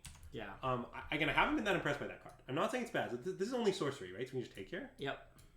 Okay. Basically, I've had a couple games where my opponent's only been able to make like 2 or 3 tokens with 4th Aerolingos, and then I was able to take the Monarchy from them with a flyer, and kind of beat them easily from there, to be honest. Like, I'm not saying that's like incredibly common, but I think it does happen. The card is a pretty like real fair case. I think that claiming it's the best non-power card in Cube is pretty far off. I think it's not close to Bowmaster. I would like never consider taking that card over Bowmaster. Bowmaster is like a lot stronger, I think. So what do the 2-mana counterspells in the cube look like? Because they did shock off their thing.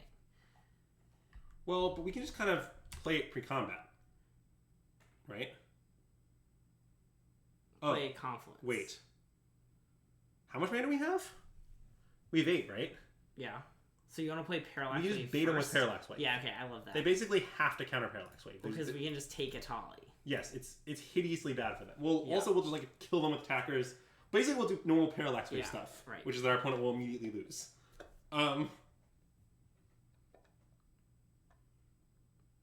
Okay, and they're dead. Take 6.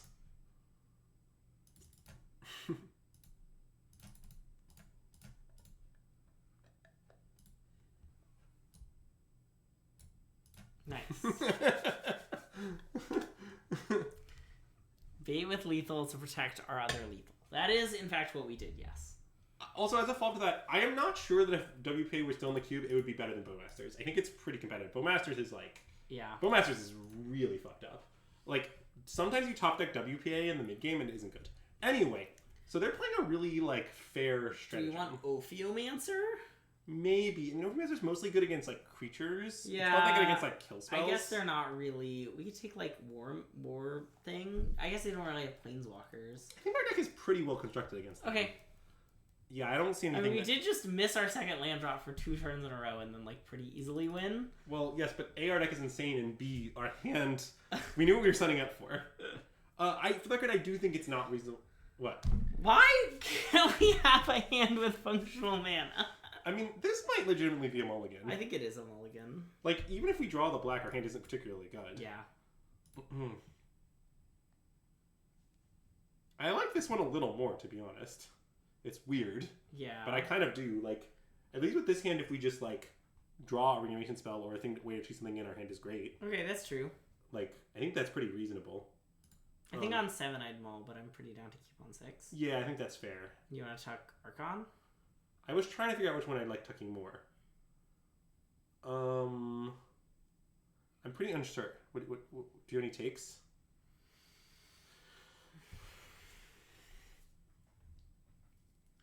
I think I want to tuck Archon. I want to tuck Archon too. The main complication is that if we cheated in, we could simply want a Tali, but I think we just want a Traxa. Yeah. 1 and 2 and 4. So I think we just keep. I mean, we should do this.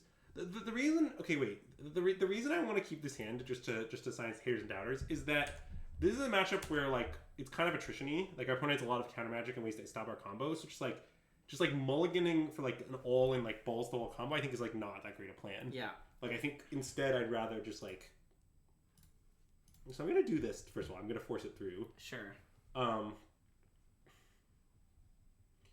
And my intent here is to find a Traxa still. Yep. Nothing has changed about that. Now I kind of wish we took a Tali because 4 spells is a lot, but that's fine. And then I think next turn we'll have to make some tough choices because it's. I mean, if they tap out, obviously we'll zoom. Okay. But assuming they don't tap out, then we might want to just wait a turn. I'm pretty down to wait, especially them playing the. Ooh, let's play that. Well, now we should definitely play that. Yeah. So we can just find the red-white duel and collect retaliate them. And we don't want to discard. We just want to duress. Yeah, we just want to duress. Yeah. Look, you don't want to Pro Tour by having bad draws. I just don't know why you guys would consider mulligan a hand that is like just turn 1 2, turn 2 collect retaliate, turn 3 exhume. It seems really good. I don't. Yeah, I mean maybe one of you can walk me through the logic, but I don't really get it. Well, on 7, if in 7 we would have mulled. Yeah, if you were 7, you can do better. We can do better. Yeah.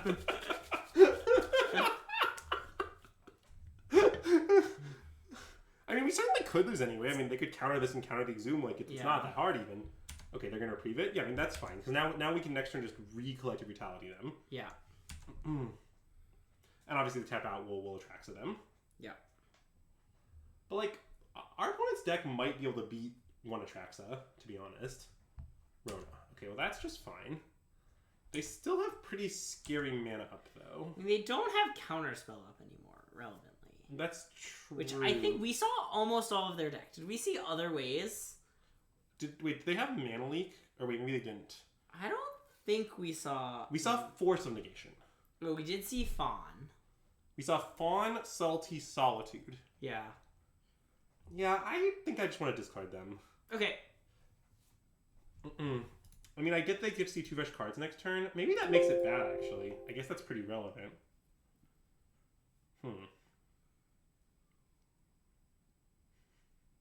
And they could boot away a creature. Wait. Okay, wait. I want to cast it. Okay. If I want to cast it, I want to play Urborg. Yeah. Son of Turkborg? Urgborg. Famously the son of Turkborg. Any exhumes? Well, there's some funny things that could happen here. For example, they could pitch Solitude in response. Yeah. So now what's going to happen here is... Oh my god, this is going to be so nice. Yeah. We attract and then we just ephemerate the Atraxa. Oh my gosh!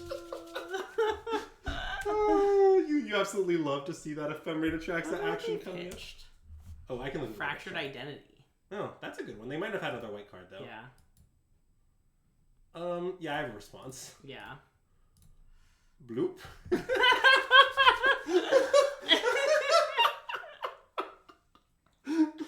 Oh my god. Yeah, I was pretty sure they were gonna scoop to that. baby. Oh my god. That's good. But just for the record, this is one of the reasons I hate Exhume so much. Like if we had an ephemerate there, like our opponent having Solitude just would counter our entire Exhume. Yeah. Like it's really easy to. I mean, we'd still get to draw. They still had to pitch. They had to just 2 cards, and we would get an attraction. Yeah, I guess we wouldn't necessarily be losing. Like I think we'd be winning easily. In general, it's a lot worse than other games. That's my point. But yeah, that was absolutely great. Okay, so yeah, I think that's gonna be about we for gotta today. end it there, Yeah. If you, we could start next stream by finishing this out if you're able to be patient. I'm really patient. Yeah. Okay. No problem. I would most of my shoe drafting does not occur via the MTGO client. Sure. Okay, so if you want to stick around, so tomorrow we're gonna finish this, and then we're gonna move over to the Arena Cube and play Arena Cube. We're just cubing until we don't want to. Yeah. It's a very simple metric for the stream. Yeah. Until morale improves, and morale is low. Yeah, morale's still low. Morale's low. I'm in a bad mood. Everything. We need to get it higher, even. Yeah. Okay, we should raid one of these people playing Vintage Cube. Like, do you know this person, maybe? Oh, yeah, they have really bad tier list takes. Okay, then. But we can read them if you want. I actually kind of rather read the other person just because I don't know who they are. And okay. I think we've maybe rated them before. How is morale? Morale needs to be... Okay, maybe it's not low, but it needs to improve. The problem is just that we could be even more morale, you know?